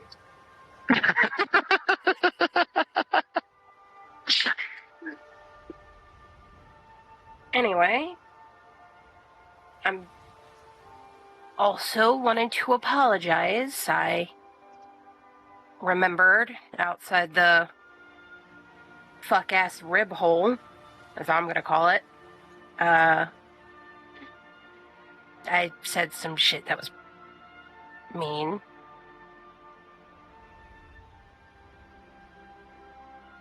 We all have. It was uncalled for. You were closer than I was at that point. It's understandable.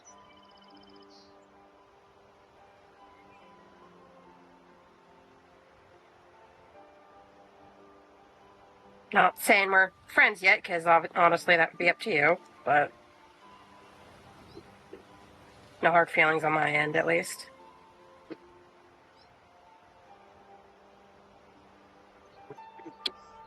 Well, we still got a long way to go anyway, so I'm sure we'll figure that out either way.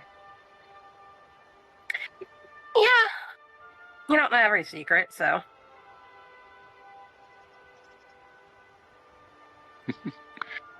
I know a lot more than people think I do. And there's a lot we don't know about you. Still. Never asked. I'd like to.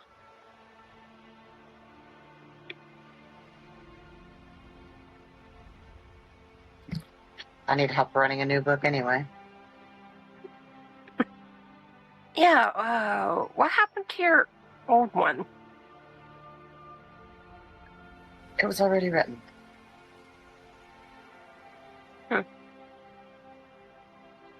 Can't write a story in a book that's already got pages filled in.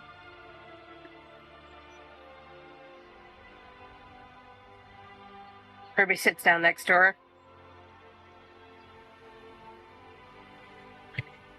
Anything I can do to help you?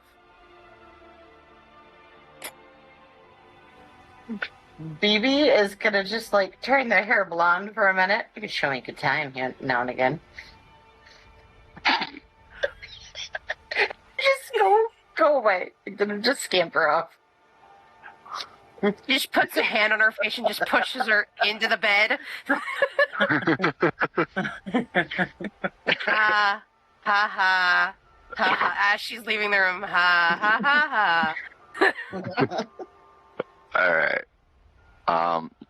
With that, Bird Buddy, you wanted to go see Shadow with Core, correct? Yes, we gotta hire somebody, set up a venue, and create a band, hire a band, and tell one of my oldest friends, living friends, Yes. the news. Alrighty. So, let me actually pull up description. Did I put? God, I don't even remember what the fuck I put them. But I think he actually is quite literally the oldest living friend I think I have. Yeah, I think so too. So it's on college. There we go. All right. So you do a quick sending out to Core and to meet him at the college, and you make your way to the very top of the Fleesh, and wait for Core by Trying to think timetable wise. That wouldn't be quite yet. As he begins to approach, he's still in a more simplistic kimono. He makes it a point to wear the wrapped sandals and keeps the boots for his performances at the club. But you notice he's a little bit more disheveled than usual. He has a little bit of a smile and kind of steps forward and writes himself. Can you do me a bit more of a favor and warn me, give me a little bit more of a warning time-wise? Those Axbeaks are a handful. Oh, you just gotta know how to handle them. It's okay. Okay. No,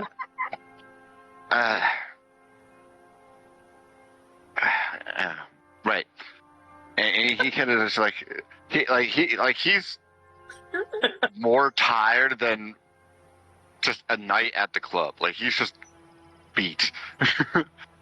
But he writes himself and offers his arm to you. It's on you the guys breast, by the way. Okay. And you kind of like take an extra couple of minutes to kind of like fix his hair, get him a little more straightened up as the two of you ride the lift up. And greeting you is the very familiar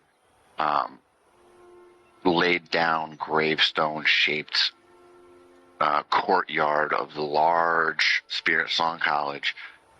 The weeping willow tree in the center with branches and threads of leaves kind of drifting down towards the ground. Later into the evening now, so most of the students are in their dorms or doing some last-minute study.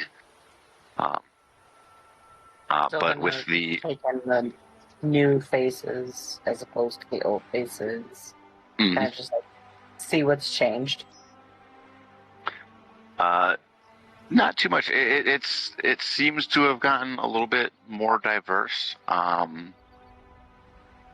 There's a few more humans, an extra tiefling or two that kind of blends into the predominantly beastkin and orcs and Goliaths of the region. But standing in front of the weeping willow tree, looking down over what you would know is a familiar grave, is Headmaster Shadow Aria. Is an early hundreds black jaguar tabaxi. There's a smattering of silver across his muzzle and down to his shoulders. As he kind of turns, his gaze is always that stern, intent, cat-like hunt of an assessment. As a couple of students, a little bit of roughhousing, he just, hey. As the two of you approach, a little bit of a smile peeks out from underneath his jowls. My. Never thought I'd see the day. In his thick black robe. BB responds, I often wonder that every day when I see you. How old are you again? There's a little bit of I think you forgot your cane. Do you need me to go get it for you? There's a little bit of a slouch. And he's kind of like crumbles slightly. I need a dex save from you.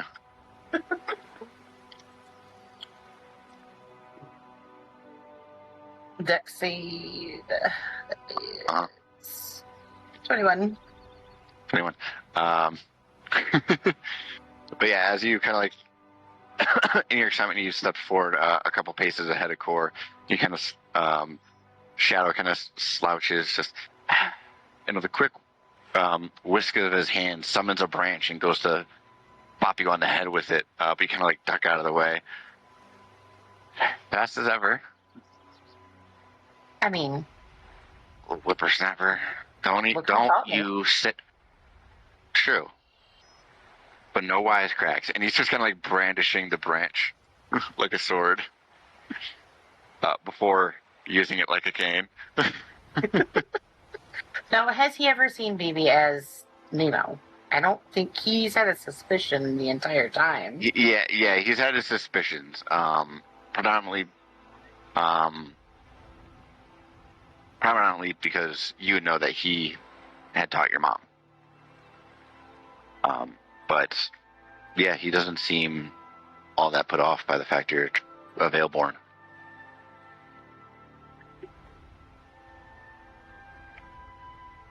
So,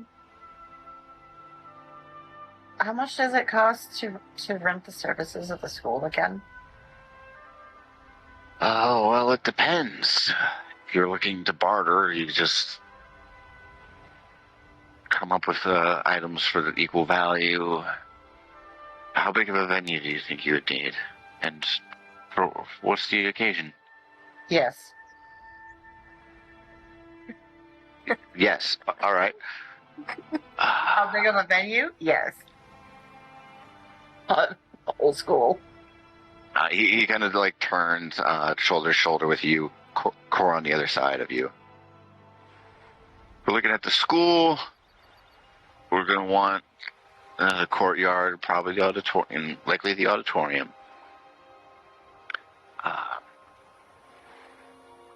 And I know some of the kids like to sneak into my office, but unfortunately that is not part of the deal. Oh.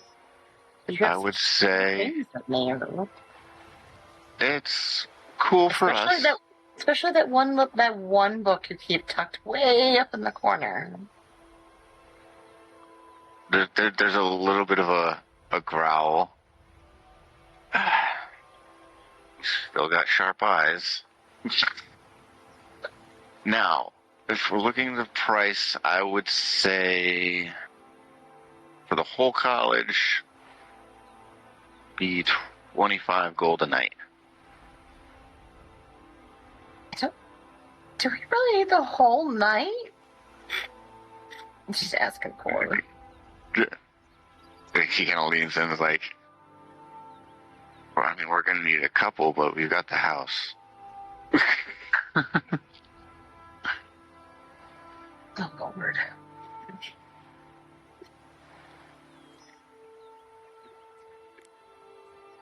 How's a few axe beaks sound? Axe beaks. Well, we can certainly use them to till the soil of the gardens every spring. We do have a couple courses in terms of animal study and veterinary practices. As long as they're well taken care of. I'm not sure how well they would do in a cave. And I don't think Core has enough patience to build a barn. You're already asking, and Core kind of chimes in. There's still the sigh from the day he had. Just, I could either build a barn outside, but at the very least, we might need to pen them up here, just because somebody wants extra rooms. And he kind of gives you a little bit of a. Gonna need them. I'm sorry. I know. I'm looking forward to filling them. And Shadow is just like, oh my fucking god. Shadow chimes in. It's like, all right, well, we'll start with 25 gold for the night, but if you're looking to trade the axe beaks to be used for classes, I'd say you could probably bring it down to 15 gold, depending on the health of the birds. I think we have a few hundred saved, so I think we're fine. Okay. Now, I don't remember. Core kind of thinks, I think it's a bit more than that, too. I'll have to go back and count. How long was that bet running? Are you working there for... Don't tell me. Just don't. No, never mind. Okay. And Shadow kind of... He's like, all right, well... I've got to go look amongst the grounds. We're going to be rounding up the kids for the night. But if you wanted to... Any kind of gestures to the tree, if you wanted to take a moment, it's all yours. And he'll... Yes. Was my mom a good student? Second best student I've ever taught. She did. I'm glad. And there's a soft smile. Still the second best student I had. Oh? Yeah.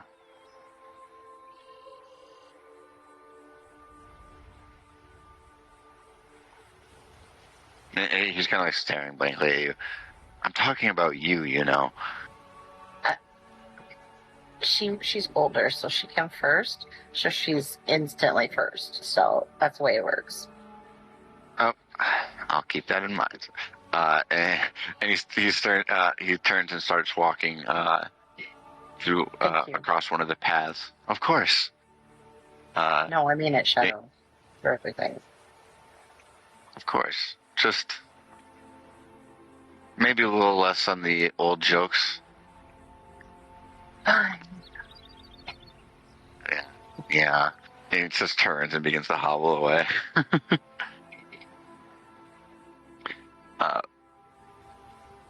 But you are now alone with Core underneath the large weeping willow tree that mirrors the one where you used to hide to. The stone slab of a grave that's nestled underneath the roots.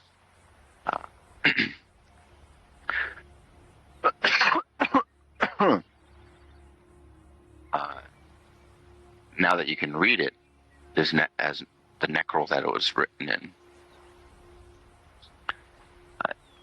is a free dark water.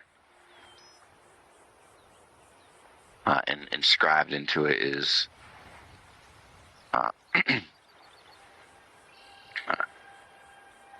when youth brings light.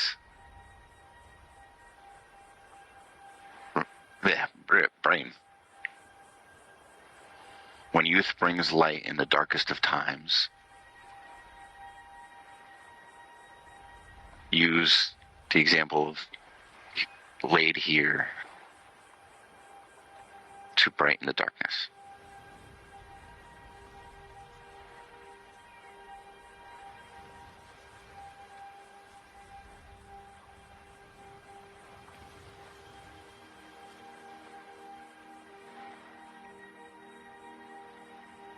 BB is just gonna kind of like rest their hand on it. Mm-hmm.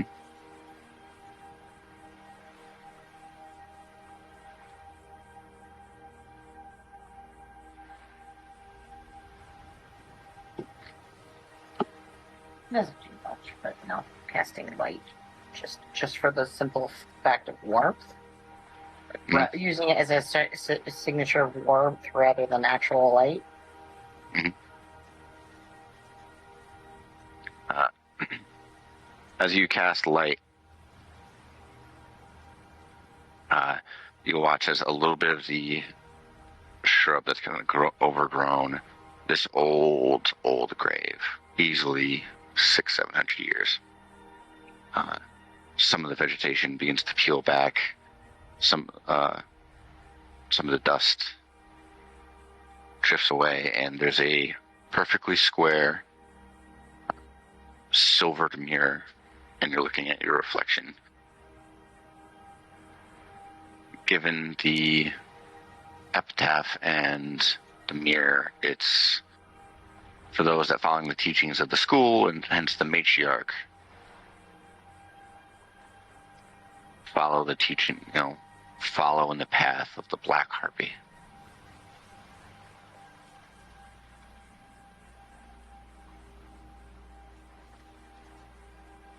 For those that are put to rest, put them to rest. For those that are unwillingly kept alive, put them to rest.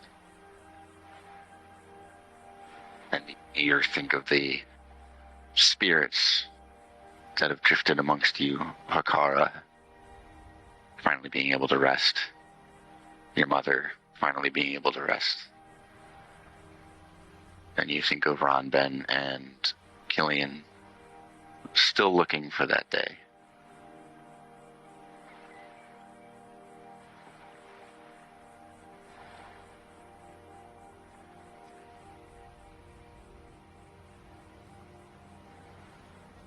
I still have something to say, and I'll help him say it. There's a faint caw and a familiar black raven, still kind of small but larger than average, looks down at you and flies off into the sky, into the night sky. And that's where we're going to wrap it, after you've returned to the tavern, bidding farewell to Kor. So, Hun, go ahead and sign us off, and we'll talk after. Okay, first off, you're a prick for that splash damage. Yeah, yuck it up. Stick around, guys, we are going to be raiding off. I think I'm going to go and visit my homeboy Kitsune. It looks like he's playing The Legend of Zelda, Echoes of Wisdom.